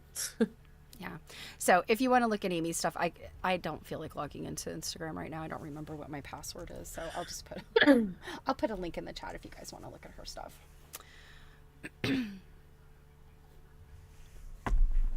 Amy's very cool. Yeah, she is. Um, I'm trying to think what else, like other things that I've just had on my mind that we to chit chat about. Well, I was gonna say, didn't you get some other books as presents? Other books is, yeah, I have. I Yeah. literally am surrounded by tote bags of books right now. Um, Hmm. oh, this is fun. Let me see. This is the Samuel Williams. Yeah, this is the Samuel Williams Baltimore album quilt. I guess this is the Baltimore Museum of Art that put this. Yeah, this is a Baltimore Museum of Art kit. Or it's not a kit. Huh. It's Mm-hmm. it's all the patterns. Um, And what are the chances that you would maybe make that someday? Not the whole thing. I cannot see. I mean, maybe when I'm a doddering old lady in my rocking chair, I might make. Well, what about each block as its own quilt? Yeah, I actually have made a couple of blocks from one I just patterned myself because it's a quilt I don't think that's ever been patterned. It's in the Baltimore Museum of Art, but it's I took the pictures from Dr. Dunton's collection because they don't have it photographed. But it is there in the. Oh my goodness, one of these is a possum. What? A possum? Is that a possum? I'm pretty sure that's a possum. Okay, so Jen just said, didn't you get that a while ago? I can't believe it's not done. no, Jen, this is not the same thing. This is from Nippy Crerer's auction. The one that I have that I won from Baltimore Applique Society, that is the other one. That's is it Major or somebody or another? Oh yeah, I'm halfway done. Okay, where is this pattern? Let's see. What did I say? This is B3. Nikki asked you to hold it up again. Oh, yeah. Here's the picture. This is the picture of the quilt. It's the Samuel Williams. And Jen said, now you have to do two. Oh, yes, of course. Jen, who's the lady that spoke? She did kind of her trunk show at the BAS anniversary. Was that last fall? What was that lady's name? Is it Barbara? It's Barbara something, I think. She is amazing. That lady makes like 5 Baltimore album quilts a year or something. Like Barbara Blanton. Barb Blanton, yes. That woman is like a speed demon. I was so amazed. Yeah. So if I was Barb Blanton, perhaps I could Pull one of those patterns out. I want to see how big it is. I think they're probably 15-inch blocks. Yeah, I think that's about 15 inches. That's a big block. Mm-hmm. I would probably stitch exactly 1/3 of a quarter of the block. Well, the thing about some of these are just, I mean, it's all of these little individual petals and things. Like, you think, and I mean, I'm a pretty quick appliquer, and once you get the pieces kind of all ready to go, if you do things like you do a little bit of like glue basting, like the little dots of glue and stuff, you can put it together really fast and then you just stitch. But I am nowhere near the speed at which Barb Blanton puts hers together. When she talked about, I can do, this many, it's B3. Yeah, I was just like, I don't think you're human. Yeah, what is this animal? That's a possum. Isn't it a possum? Wouldn't you guys say that's what that is? It's a very freaky looking possum or something. It's not a squirrel. Jill's like, I don't know. I don't like it. It's got an inked face. What's wrong with its face? It's got an inked face. Like, it looks like its eyes are down on the bottom. Jen thinks maybe a raccoon. It's in the quilt. It's brown. It looks like it's just made out of like a brown fabric. In the Can original. you show it to us from the quilt? Yeah, the pictures are so tiny. I could probably. Ariane says Tasmanian devil. Tasmanian devil. Well, this was made by, let's see, This was made in Baltimore. 1846. Nikki says, "Do possums climb trees?" I mean, Yeah, I've been yeah, hissed at by yeah. a possum dangling from a tree in my Tish, yard. I highly doubt it's a capybara. Yeah, I mean, can you see the little where my. Yeah, yeah, Yeah, I mean, it's yeah. It brown. doesn't look any less weird in the quilt. Yeah, let me see if I can find the capybara. Let me see if I can find this on the Baltimore Museum of Art website and see if we can look closer because I know I've seen this quilt. I'm surprised someone wasn't like, "It's a chupacabra."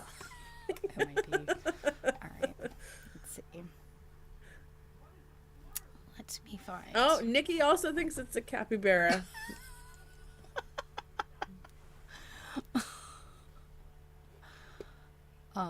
Yeah, I'll go with you guys. Sure, capybara sounds good.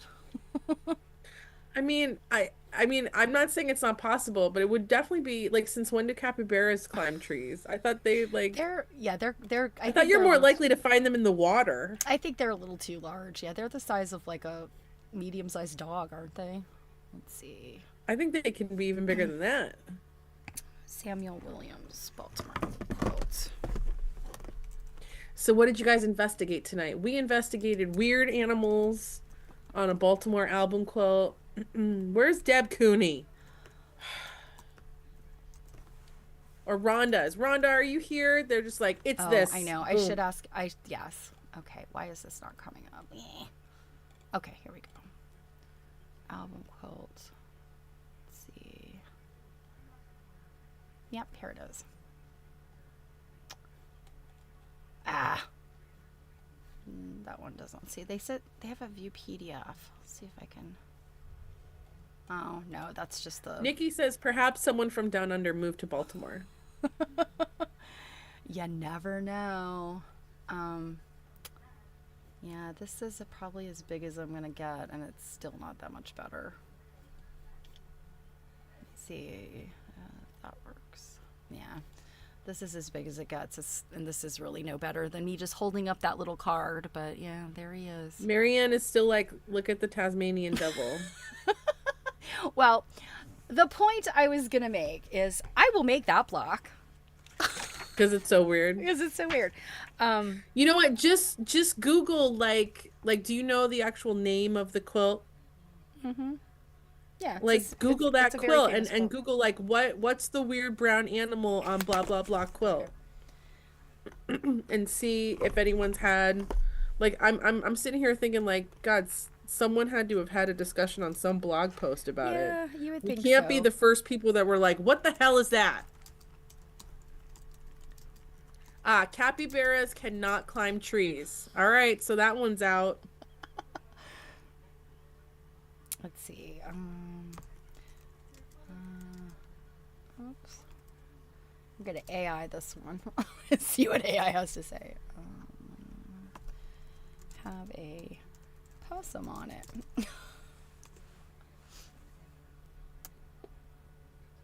Oh, the Baltimore Applique Society has something to say about it. Let's see what they say. All right, let's Oh, look look at at that. that. Half of me is even like, is it maybe like a red panda or something? It says no, it does not have a possum on it. But you know what? I'm sorry, it does. All right, let's see Well, what. because maybe they think it's something else, like a chupacabra. It's a dragon.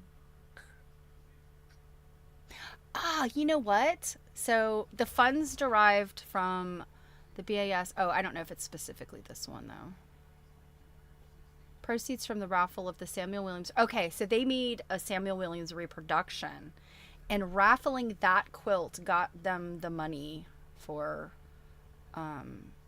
preservation of Dr. Dunton's stuff. Huh. That's Yeah. interesting. Oh, there's quotes by Debbie Cooney here. Oh, you know what? I think I need to. Nikki, have you never seen a red panda? A red panda. They're so cute.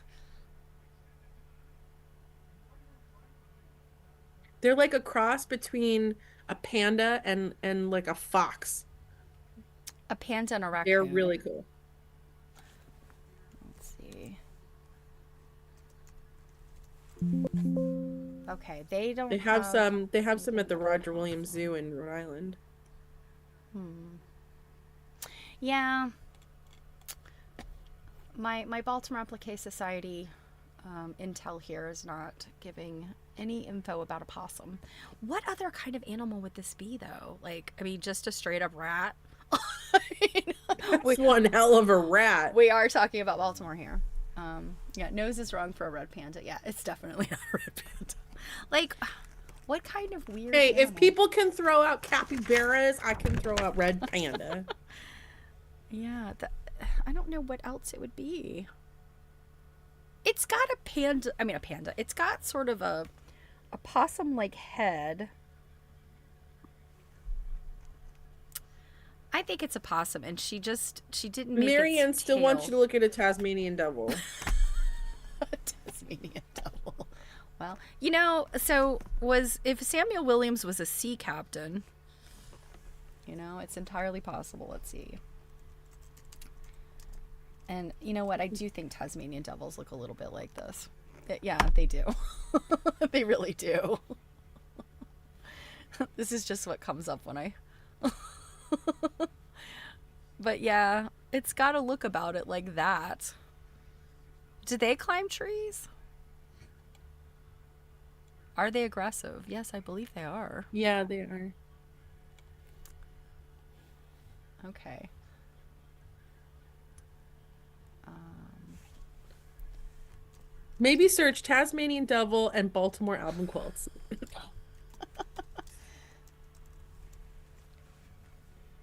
okay, so young Tasmanian devils do indeed climb trees, but their ability diminishes as they grow older. Yeah. Oh, this little guy's kind of cute. There's a little one in a tree. It does have that tail. The tail on this one. I don't know. Try to Google Lens it. Oh, yeah, let me see. Let me get my phone.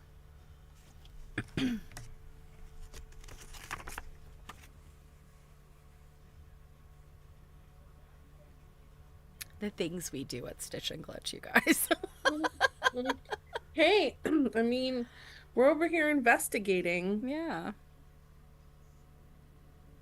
Oh, where's my Google Lens? There we go. That's what happens when you're on a stream that's not at all scripted or has an agenda.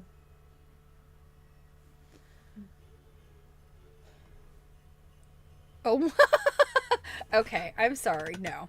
I'm sorry, Google. This is not correct. The image is a representation of a beaver from a medieval bestiary, possibly from the 13th century. No, that's not what it is. Although, Oh, it probably thinks you're looking at illuminated manuscripts. yeah. Although some of these illuminated manuscript pictures do look a little, um, you know, I'm thinking like, what are the nutria? Are those like water rat kind of things? Like, I can't imagine what this is supposed to be, other than I don't know.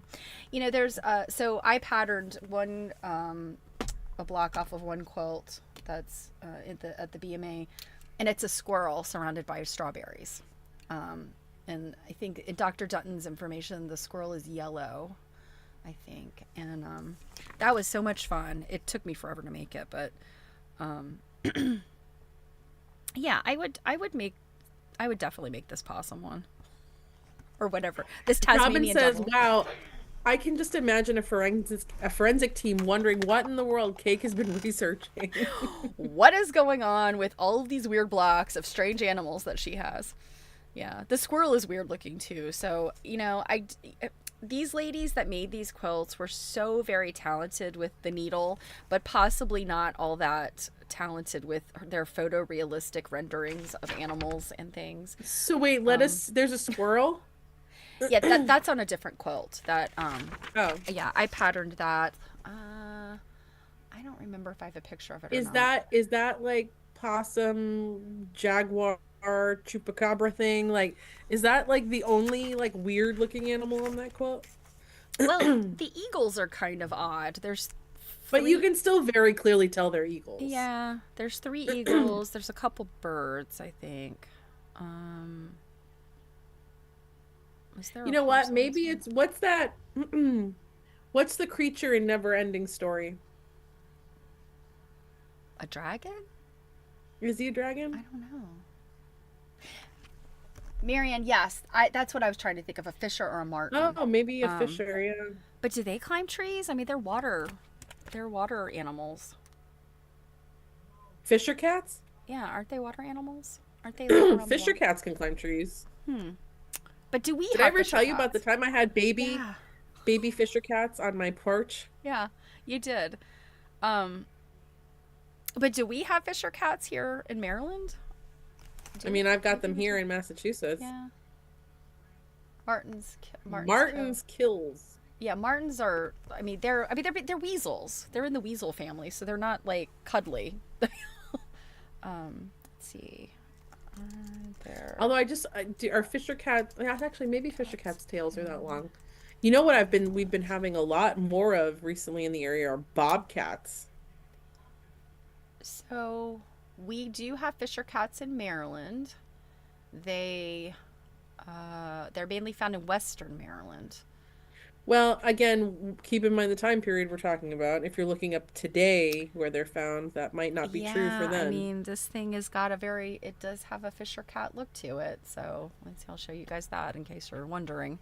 This is a Fisher Yeah, cat. people are, this is the stuff of nightmares. Come on.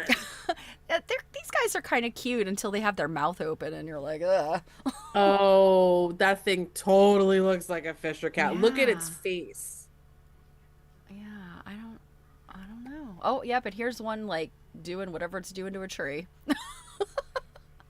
Maybe it's a Fisher cat. I don't know. Like, I mean, the strange things that people put on their quilts. Now, there is that Georgia quilt. I think it's in the Georgia quilt book that has the possums, like, but I think they're like possum skins.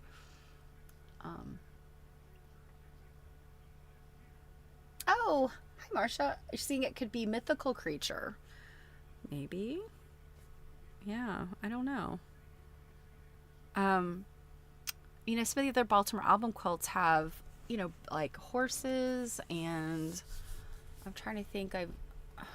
I know I've seen some that are like little scenes, and you'll see like a dog or a cat or something. But, um, yeah, I don't know. This one's odd. I mean, I'm gonna have to reach out to Debbie and Rhonda because they are the, they are our resident AQSG.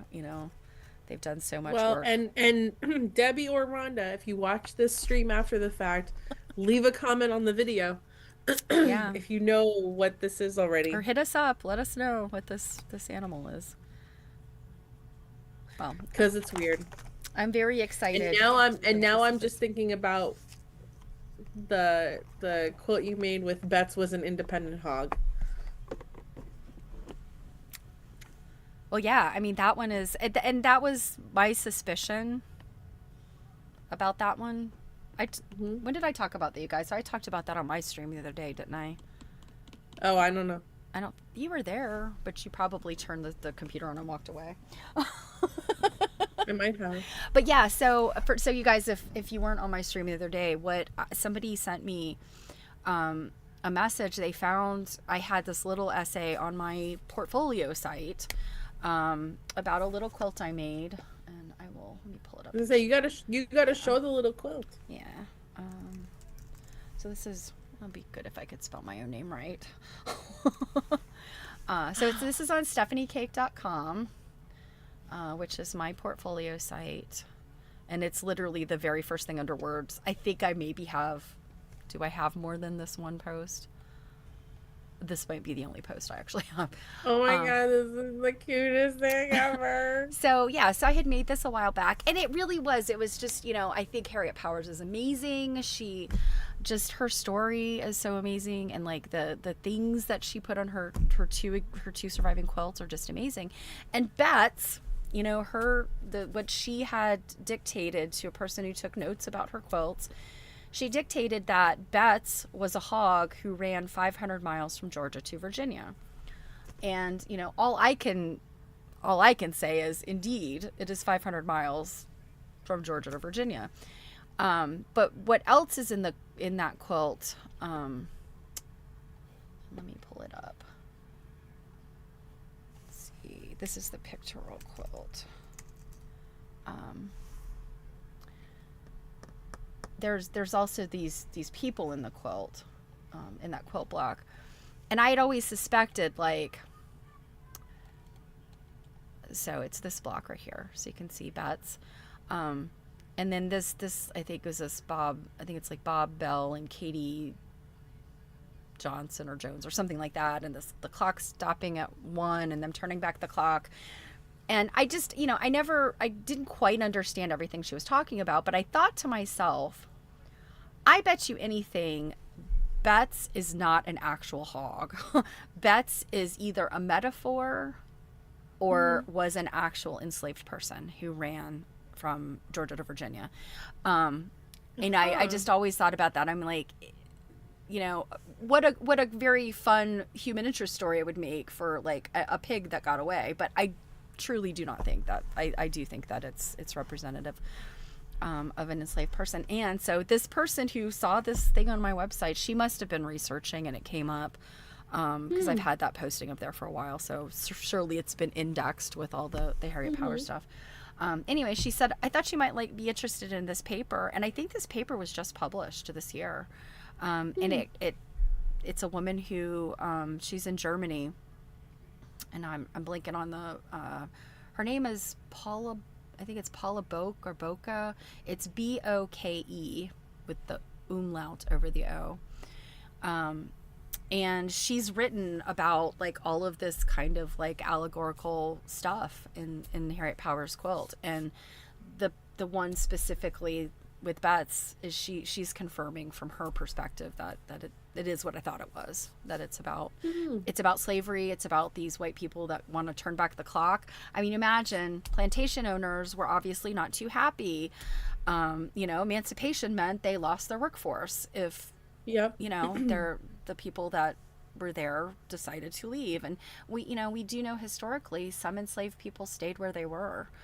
But yeah, so her, that post-Civil War period, I think you probably had a lot of like ugly, nasty white people that were like, not all about emancipation. So yeah. So Nikki said the same thing. I too was thinking it could have been an enslaved person. What is the symbolism associated with hogs in that era? So apparently I did see somewhere else, and actually I think it might actually be in that paper, where they talk about this symbolism with, Southern symbolism with hogs. I don't know. That is not something that I've had time to research yet. And I mean, as a person with a lot of Southern roots, I've just never heard anything that's like symbolism of pigs and hogs. Although I'm sure there is. So, that's something to look at.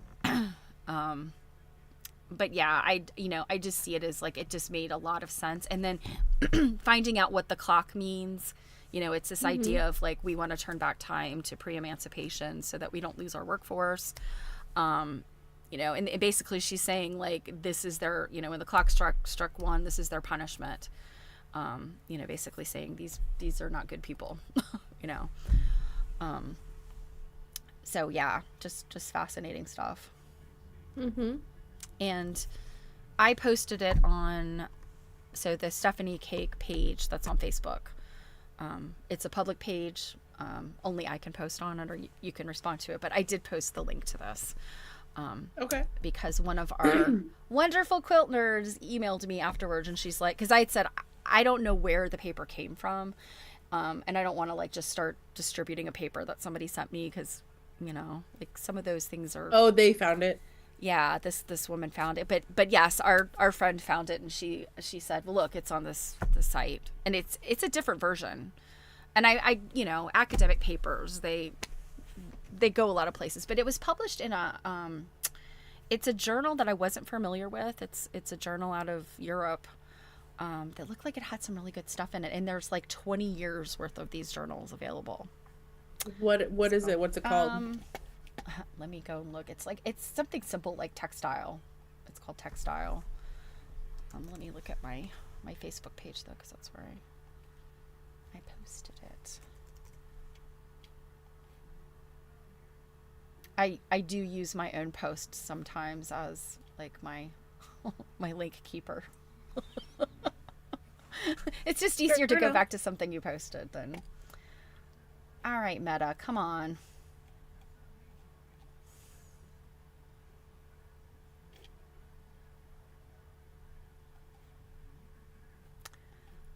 I'm not a robot. Okay, there we go. You're not a robot. I wasn't logged in, and it's making me do the CAPTCHA thing. What is Sunday night like? Bogged down Facebook night or something? I don't know why. Well, I don't know. I think it's just you. yeah, well, it probably is. Let's see. Oh, someone's trying to log in. Yes, it's me. Come on now. Okay. I'll finish. Let me just go on my phone. You can do it. I have faith.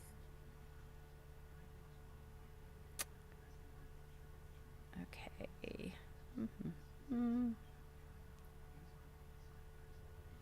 So yes, it's called Textile, Cloth, and Culture. Text, and it's a journal. Mm-hmm. And it is. Textile, cloth, and culture. Oh, it pops right up. Mm-hmm. And the. What is it? Oh, you know something? I've showed this once before So yeah, last year, I think. it's T and F. Taylor and Francis is the Yeah, site. yeah. Yeah, I think I was familiar with that. Um, Yeah, I had showed this once before as just like a hey, this thing is out here. Um, and I'm actually wondering, I submitted an article. So I think I remember wondering if any of our friends in academic positions might have had access to this via like JSTOR mm-hmm. or something like that. Because I think when I looked into buying it or not, let's see, buy a subscription. Yeah, individuals is $157. Print For only. what? It says print. Mm, okay. So let's see, pricing information. Special subscription rate of $64 USD for Textile Society of America members. Um, Um, well, which I they are which I all do know here. we had talked about that at one point because I was like, why aren't we members of that? Yes, So and personal subscribers may purchase 4 titles per volume year. There's so many rules. There's so so many rules. but you can get this journal, this particular journal. I think including like the very most recent one here on Taylor and Francis online.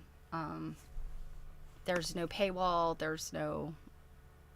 Yeah, I mean it appears to be open access. So So, how do I view content on Taylor and Francis Online? The full text of online content, articles, and journals, except open access, which is free to view, requires a paid subscription. So, I guess there's a limit to just how much stuff is viewable. yeah, yeah.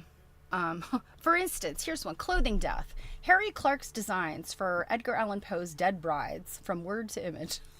I mean, like, what fascinating things they're writing about. Um, Hmm. I mean, you know quilts. Quilts are my ride or die, but I also love costume and just fabric and textile of any kind. So, yeah, this one's pretty exciting, and it looks like there is a good number of like European type stuff in here, but also it looks like it's pretty global. Like the people that are writing for this journal are writing pretty globally, even though they appear to be a lot of people that are European that are the writers. Yeah. Yeah, there's some really interesting articles on here. Moving the Needle, the Australian Embroidery Revolution. Now that being said, like, oh, I just found the Harriet Powers article you're talking about. Uh, these are gonna be The name probably of the more. critter quilt. So it's the Samuel Williams quilt. Um, it's at the Baltimore Museum of Art. I can't remember if he might have been like a sea captain or some general or something. I can't remember. I feel like there's a lot of these Baltimore album quilts were presented to men of quote unquote consequence. So I don't know. Let's see. Might tell us about Samuel Williams here.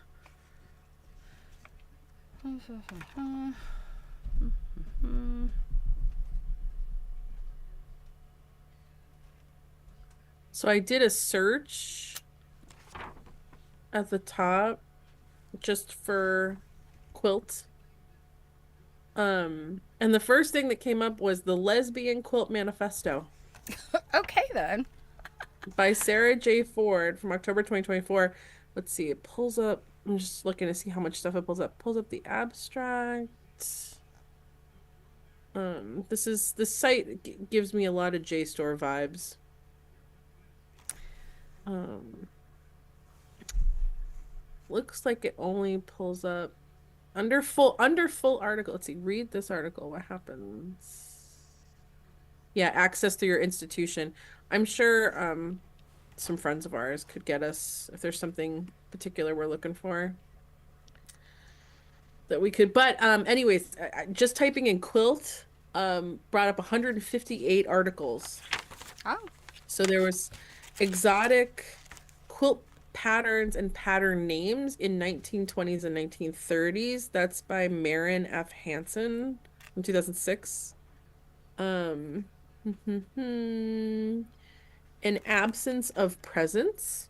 Quilts 1700 to 2010 by Carolyn Ferguson. oh wow. Yeah, there's lots of.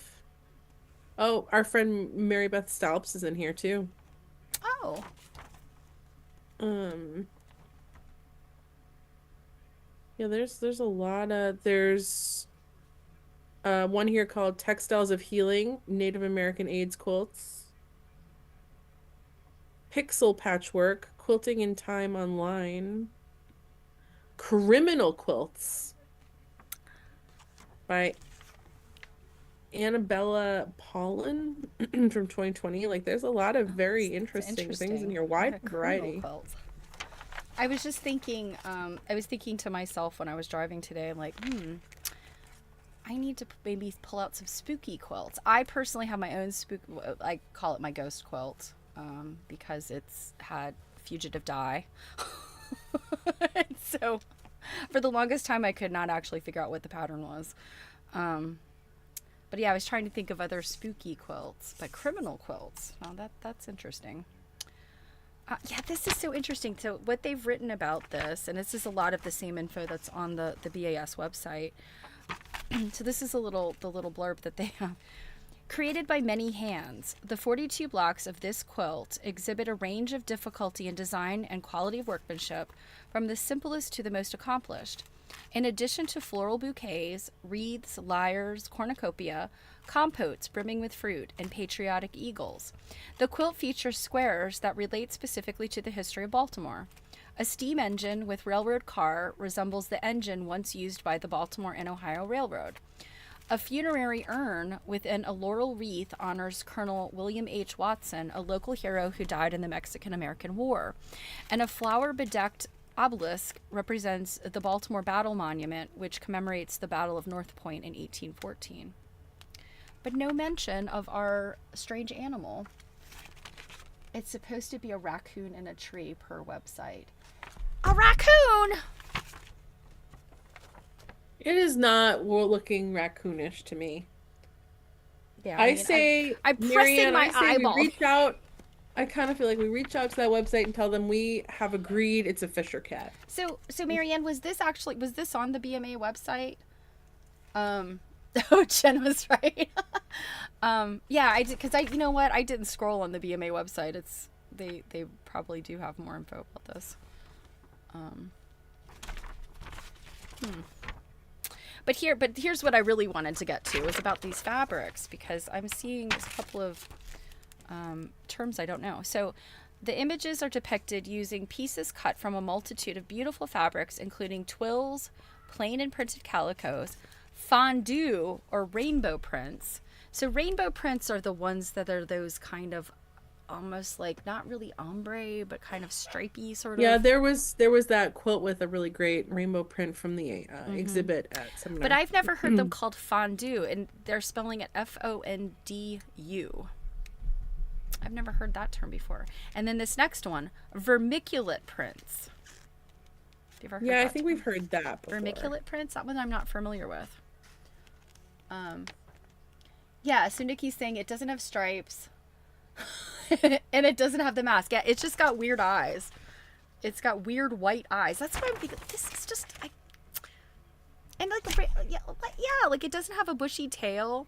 You know, I'm really Well, gonna but question remember, that. faces are hard. Well, apparently the entire body of a raccoon is hard when they don't make it look like an actual raccoon. It's like, oh, you know what? It's a bald raccoon. That's what it is. It's a raccoon with alopecia. Or a raccoon that just had its hair dyed.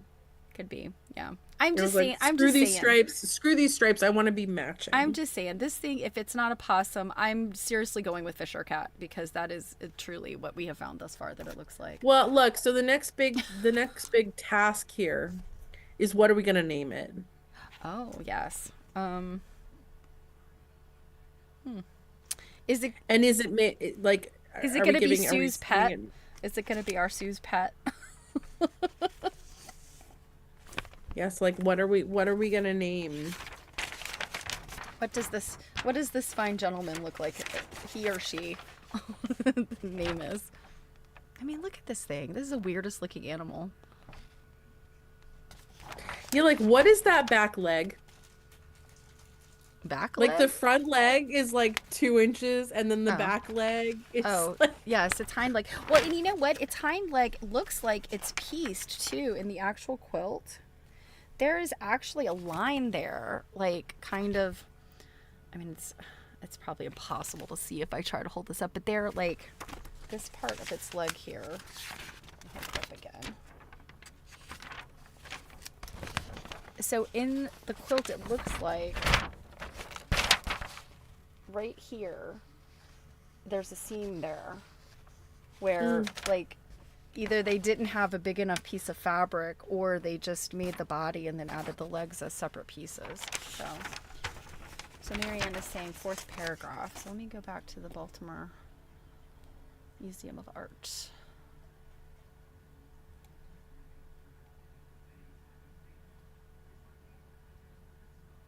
Oh, this pattern set was $55. My gosh. um, now I feel even more privileged to have this. Let's see.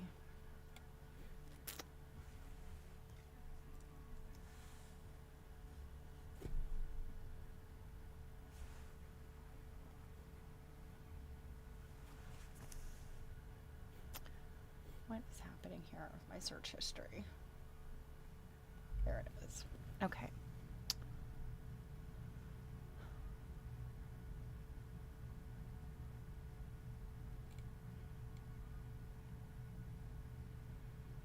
I'm looking here. you can do it.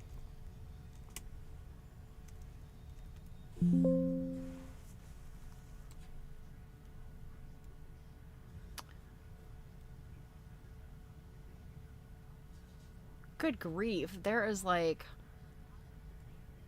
Okay, I did see all of these names. There's all these names associated with it. Um, Marianne says use find in page. yeah, that's what I was gonna do. Let's see. Let me try it again.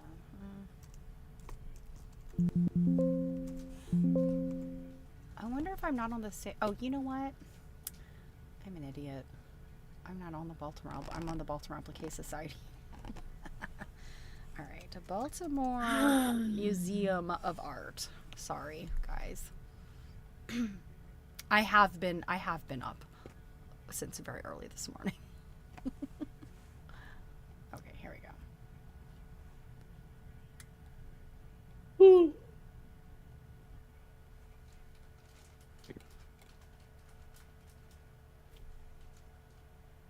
Does anyone hear my dog snoring? She's literally like glued to the side of my leg. While you're finding that, Stephanie, I will show everyone just how glued she is to the side of my leg.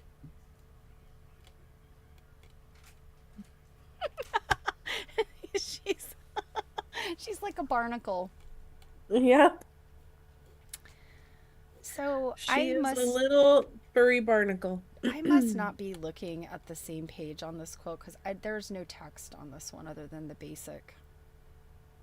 And there's nothing that I can expand into more about this quilt. So let me try this again.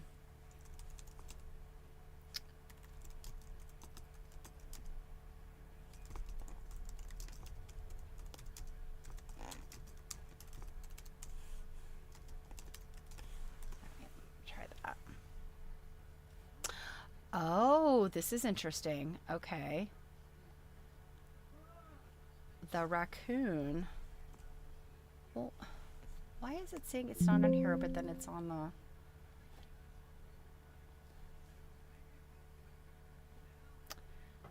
Okay, for some reason I cannot get this to come up on the site, but the little blurb it says, few Baltimore album quilts have as many blocks or signers as the Samuel Williams quilt. The raccoon was the symbol of the Whig Party. Hmm.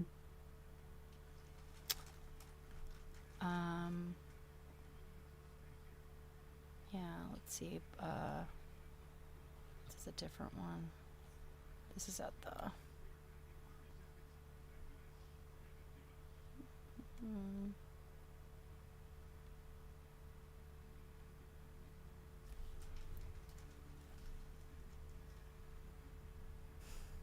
Okay, that was the Maryland Center for History and Culture. Theirs was not that interesting. But why is this?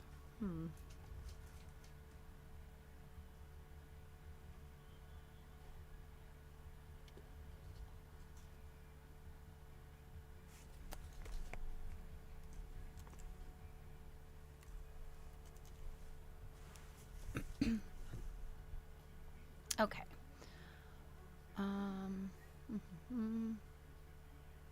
The raccoon was the symbol of the Whig Party, which pressed for the annexation of Texas. The quilt makes obvious the upsurge of nationalism that carried the war's best known General Zachary Taylor and the Whig Party to the White House in 1848. So, okay, so my bad. Maybe it is a raccoon. I just feel as if the person who made this quilt did not know what a raccoon looked like. That's actually, well, that could be true if they didn't have Google. Well, but we do have raccoons, and they're usually Prevalent. Yeah, they're pretty prevalent.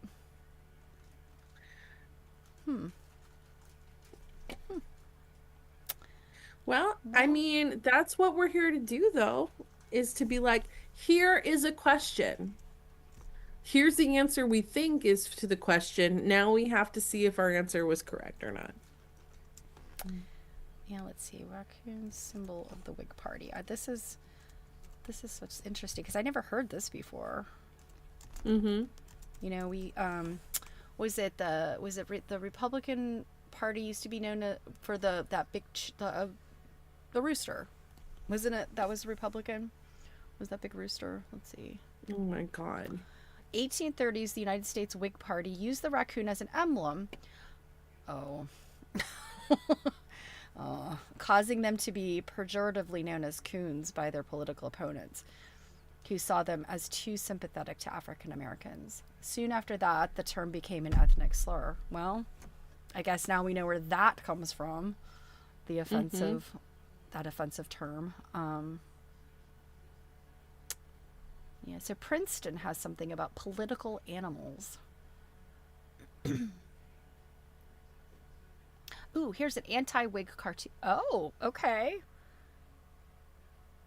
Now here is an okay. This does look a little more like that our weird animal, and assuming that maybe some of the fabric has. Look at this. That looks kind of like our weird animal. Maybe the raccoons of the 1800s didn't have the big fluffy tail that we recognize today. Maybe they had a thinner, you know. Well, and Nikki makes a good point. She said, but if they wouldn't have had a raccoon to stand still as a model, perhaps that's the best their memory could do. This is true. It runs fast. Um, yeah, And to be yeah. honest with you, they might not have like back then, they probably weren't putting their garbage out the way that we do That's what I was about now. to say. They may Yeah. not have actually seen them like the way we do because They're not trash. They weren't trash yeah. pandas then, Yeah, we're like they seeing are now. them as roadkill and yes, in our garbage, etc. Yeah, I think Nikki does make a good point. No raccoons were going like, "Hey." Yeah, see, that was before TikTok. Like now that we have TikTok, raccoons are much more likely to pose and dance for us now that we can record it. Indeed. Yeah. This is so interesting. And I guess I'm just wondering but I can't tell that there were any stripes on this fabric. Like, it doesn't seem like this was a stripy fabric, so but she was just doing the best she could. They didn't have as much garbage, yeah. Actually, you know what though? There was a lot of garbage here in Baltimore. They and I'm outside of Baltimore, but there's this guy that does privy digs here, and he gets all kinds of crazy stuff out of the privies in the city. And Hmm. we have a privy field. I'm not 100% sure exactly where our privy was. I have a general idea. Um, Across the street, they have like little stepping stones. I mean, Hmm. they're like these itty bitty little stones that I think would. Oh yeah, sure. Let me see. I think that I was was gonna say, Steph, Princeton. you're gonna have to send me all these websites to put down in the description later. Oh geez. Yeah, let me grab that again. Ba, ba, ba, ba. Oh wow. Well, that's interesting. Okay. let me let me go. Let me get this up. Please note this post includes offensive racial slurs. So, spoiler alert and trigger warning there. Um, but yeah, it looks like there's some interesting things on here with the raccoons. Yeah, and the donkey. Hickory broom. Oh my goodness, there's a lot of stuff there. Hmm.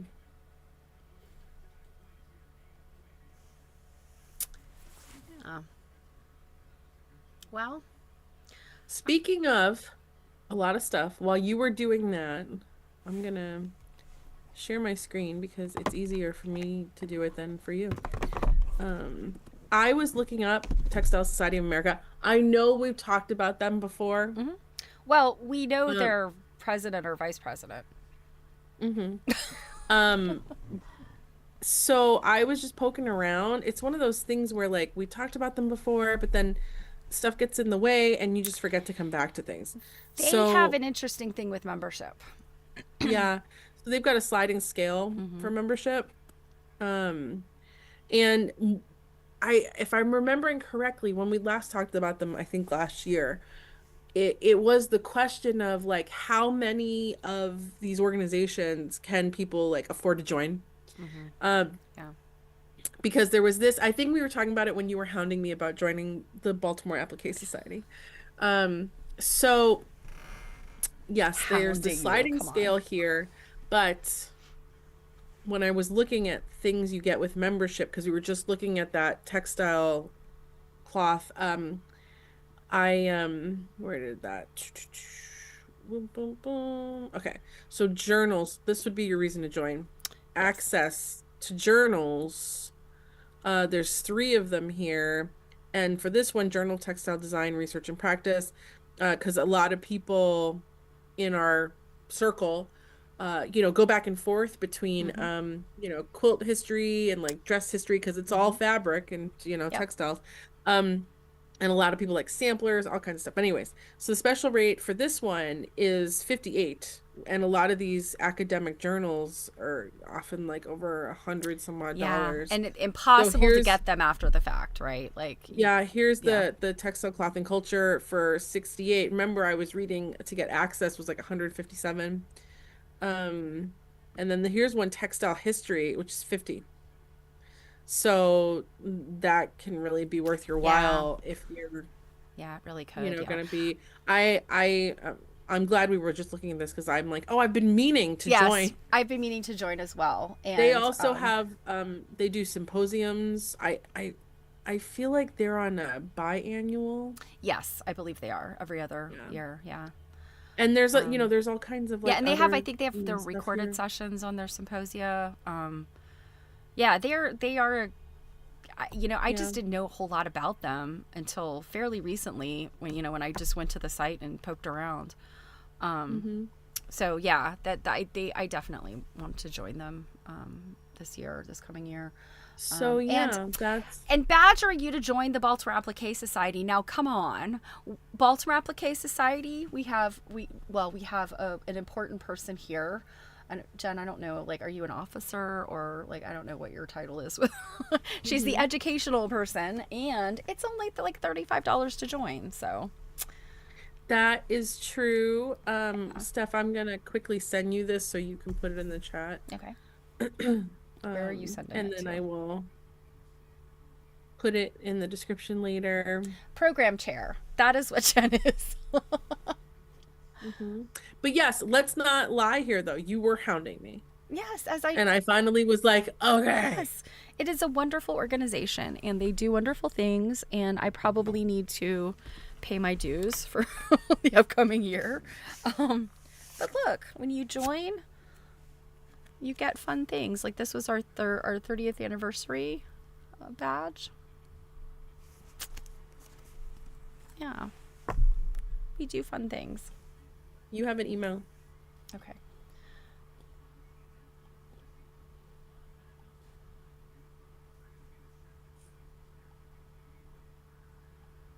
Oh, well, I could have typed that if you told me to put it in there. Whatever. You also could have Googled it yourself, but you didn't. Okay.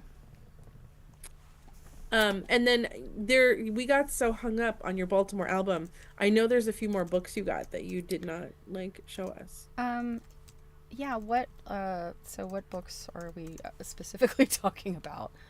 How Um, many did you get? uh, 15 maybe.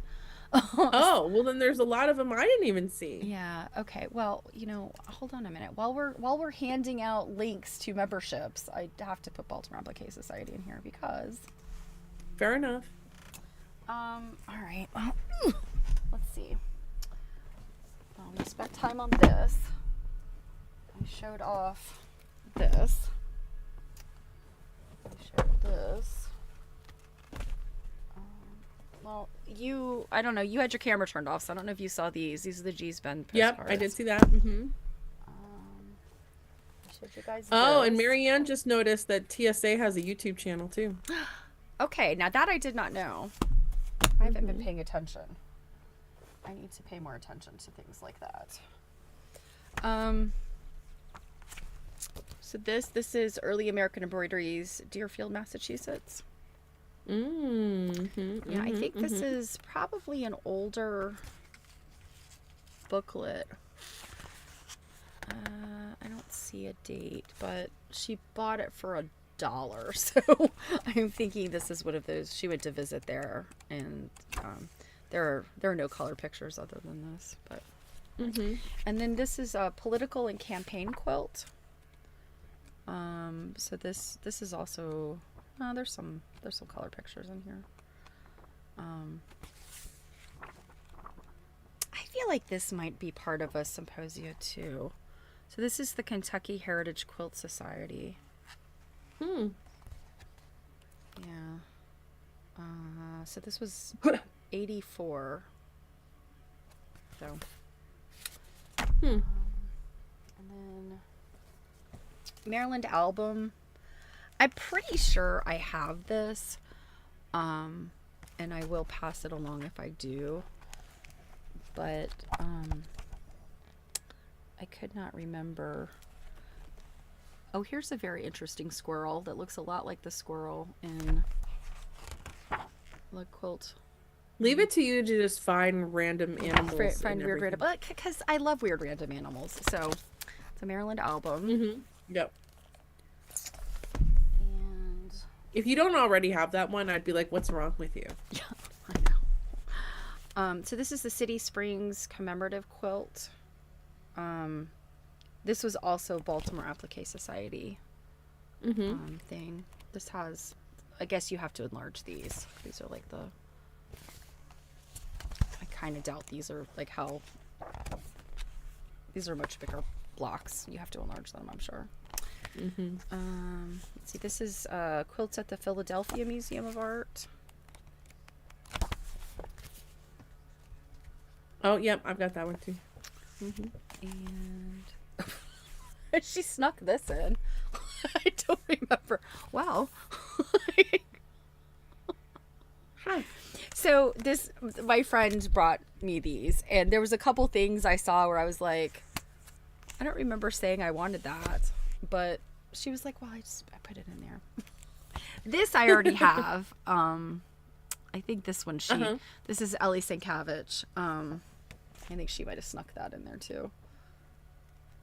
Ellie Sienkiewicz is an amazing Baltimore album maker. All right, and then I have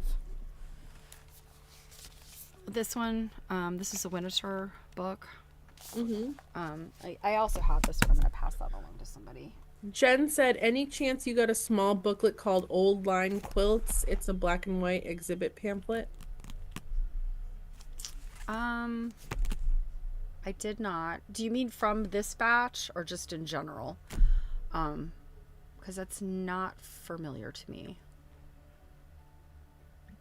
But old line quilts, because but aren't we the line state? This one I snagged after the fact. I told her I didn't want it at first, but then I looked through it and I was like, oh, this is kind of good. This is Patterns from Paradise, the Art of Tahitian Quilting. And so it has like, you know, it's got like these Hawaiian type quilts, which I guess they make these in Tahiti too, but it talks about the Tefefe quilts, which I think I'm pronouncing correctly. Yeah, so I thought this was kind of interesting. And then I could not help but take this one, and I don't think that this came from, I don't know where this came from, but my friend had it. It's a Stretch and Sew Pants book from like 1970 something. I have a bunch of sewing technique books from, like, this is 1974. So I love stuff like this. But you know, like if you need to know how to properly adjust your pants. Oh, yeah, of course you would end up with a book like that. And even though I didn't necessarily want to bring home any uncoverings, I did snag this one. One of our EQSG friends has a paper in here. Colleen Hall Patton has a paper in here. It's called Proto-Feminist Thought in Mid-20th Century Magazine Articles. I just met Colleen. I mean, I've seen her name all over the place. She's like super smart. She's like an anthropologist, I think, and has like advanced degrees and stuff. Yeah, so this batch I didn't, Jen. Yeah, somebody, I don't know, somebody must, if that was out there, somebody snagged it. I didn't see. So this is one of Hazel Carter's books. Fabulous Fabrics of the 50s. I might have that. Yeah, I'd never seen this one before, but oh my gosh, the fabrics in here are just fantastic. Like, you know, old bark cloth and yeah, just the really fun mid-century. Oh gosh, these are like Davy Crockett and like kind of storybook stuff. Um, yeah, this stuff just I've definitely sold a quilt with that yellow fabric in it. yeah. I mean, this stuff just reminds me of my grandparents' house. You know, Hmm. like just pretty stuff. So, and that's it. That's all of the yes. That's all the quilt books. Now I did I did swing by. There's a thrift store I had totally forgot is like right down the road from where we met. The quilt study usually meets at a different location, and so we met at this new location this time. And as I'm pulling out onto the road, I was like, "Oh, I've been to that thrift store before. I had no idea this is where it was because I went with somebody else." So I'm like, I think I got a little bit of time. I pulled in there and I got 5 books about dolls and doll clothes. Wait, about dolls and doll clothes? Yeah, it's like they're doll books, but it's like it's a lot of those like scary antique dolls, but they always have Hmm. patterns. So, oh yes. So, Jen, have you had a chance to look? You may not have had a chance to look that up yet. I did mention it to her. So one of the ladies, she had this,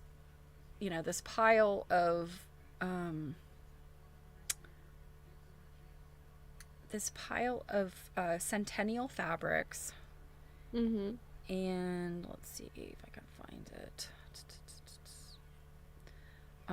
This is not going to be a super great picture, but I've never seen them all lined up together. Like their fabrics, like I have a couple of little swatches of these fabrics. I don't know if you can even see my phone, but you can see like Yeah, these are yeah. all centennial fabrics. Um, there's some more. There's the cheater prints. Oh, I love the cheater print. If I Um, have any what, Jen? Centennial fabrics? but this is the one that she told us. Hopefully, you'll be able to see this. Can you see? It says Oh yeah. Hmm. to Philadelphia, and then it's the man riding an eagle. And Jen and I are just like, we need some. Okay, Jen couldn't find it when she looked it up, but if you know of any, but anyway, the person that in our quilt study, she said, I guess she had bought. I wasn't 100% clear on like if she was talking about going through her own stash or she, she's been helping manage some other quilter stashes of people that are having estate sales and things. But anyway, she said she found 10 yards of the reproduction that she's going to put Oh on the my back, I goodness. guess, of whatever she's making. And I'm like, can I have the scraps? That is so cool. It is so fun looking. I mean, a man riding an eagle, to Philadelphia. Here I come. And of course, that means the Centennial Exhibition or the whatever exhibition that was in Philadelphia that year. Mm-hmm. Yeah. Oh, okay. She says she thinks someone gave it to her. So yeah, very cool stuff. Who reproduced it? I'm not sure. All she said was that they had made there had been a reproduction made of it, and she had digging around. She had 10 yards of it. So I don't know how long ago that was or what company, but Oh, and it's in at least two. It's in at least two colorways. oh, and at least two. I didn't hear her say that. Oh my gosh, we gotta find it. Because I mean, eagles and weird things like a man riding an eagle. Like Well, I am glad to say that we figured out what that animal was, even if I have a hard time believing it. But Well, I mean, it just because they've decided what that animal is doesn't mean you have to like it. I'm gonna make it a possum because Yeah, you don't have to like the answer. the wig party is not a thing anymore, right? So if I'm gonna make a quilt block from a Baltimore album quilt, I will make it my own, and it will be gray with a pink tail because that is what possums look like. They are terrifying. If you've never run up on one in the wild, they're horrifying creatures. Well, now we know the stuff of your nightmares. Yeah. I where I live, I mean, we have street lights out front. I mean, we live on a veritable highway, but out back, there's no lights back there. And I went, oh gosh, this has probably been 20 years ago. My son was little, and for whatever reason I had to go back to our shed, which is it's surrounded by a couple of pine trees, fairly old pine trees, so that And so going I back think there, I've we heard have this story. kind of a little bit of a walkway. And as I'm going through to go unlock the shed, I had a headlamp on because I was going to be carrying things. And I hear something behind me, and I was like, oh my God, somebody's here to kill me. And I turn and look, and it's a baby possum hanging upside down on a tree, just like with its head up, like hissing at me. And I mean, it was like right there, like right as close as my computer. I know I screamed. I could sense my vision going like this because I was so scared. I thought it was a person come to murder me. But yeah, it was just a possum, and they are very ugly and terrifying. Wow. And you know what? I think my earbuds are dying. Yeah. All right. Well, I was gonna say I'm actually like hungry. Yeah, me too. It's like I'm going. It's I 9:30 need, my yep. time. I have not eaten dinner. I'm ready. I mean, in true Stephanie fashion. Well, as I said to Jill before we signed on, I said, I ran and got the guys dinner and I got myself some carry out, but I also had a McDonald's Happy Meal on my way home because, as you do when you didn't eat breakfast and you scurried to the quilt study. Priorities, right? So, yeah. Quilt study brought to you by McDonald's. Exactly. All right. Well, I think I'm gonna go have a grilled cheese. Oh, that sounds good. That sounds wonderful.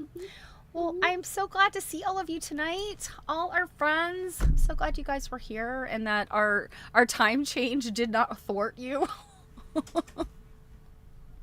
No, you know what's gonna happen, and this will be your fault. People are gonna be like, "I like it better." Sunday nights, oh dear. Mm-hmm. Mm-hmm. Yep, it's dinner time for Robin too. Oh, that sounds good. Oh, Chili and homemade baked chili and a potato. baked You potato. Okay, guys, we're going to Robin's real for quick, dinner. baked potato bar at seminar. Mm-hmm. That was pretty cool. I did not love the Mm-hmm. seating situation. It was kind of hard to eat a potato at, those bar tables, but Mm-hmm. a baked potato bar, I mean, a best idea ever. Yeah, I love it it. was really good. And actually, that chili they had too, it was a little spicy. It was. I, I at had one to, point, I had to be like, "All right, I can't handle it anymore." yeah, yeah, I had to go get more water because I was like, wow, this is really spicy. But yeah. So for your I just want to next. remind Okay. everybody before we go, please make sure that you're liking and sharing and subscribing and things. We gotta get ourselves up to at least 500. Oh yeah, and Yeah. Don't forget, we're going to our start next reading book, this we're soon. gonna give So, out we're gonna give out the first assignment for it on the 4th, November 4th, and we'll start discussing on November 11th. So if you don't yet have a copy, there's a copy in all of our video descriptions, a link that helps if you. okay. My sound has completely died. Let me change this to my computer so that I can actually hear you. Um, um, um, Okay. I think I should be able to hear you now. Maybe. Yes, it's coming. You're coming directly out of my computer, though. Um, yeah, these don't last long. Poor thing. I know. I have to get I need new cans because my other ones are absolutely demolished. But I can't do these earbuds. They make me crazy. All right. Well, now you get to say goodbye and go eat and be crazy somewhere else. All right. Bye, guys.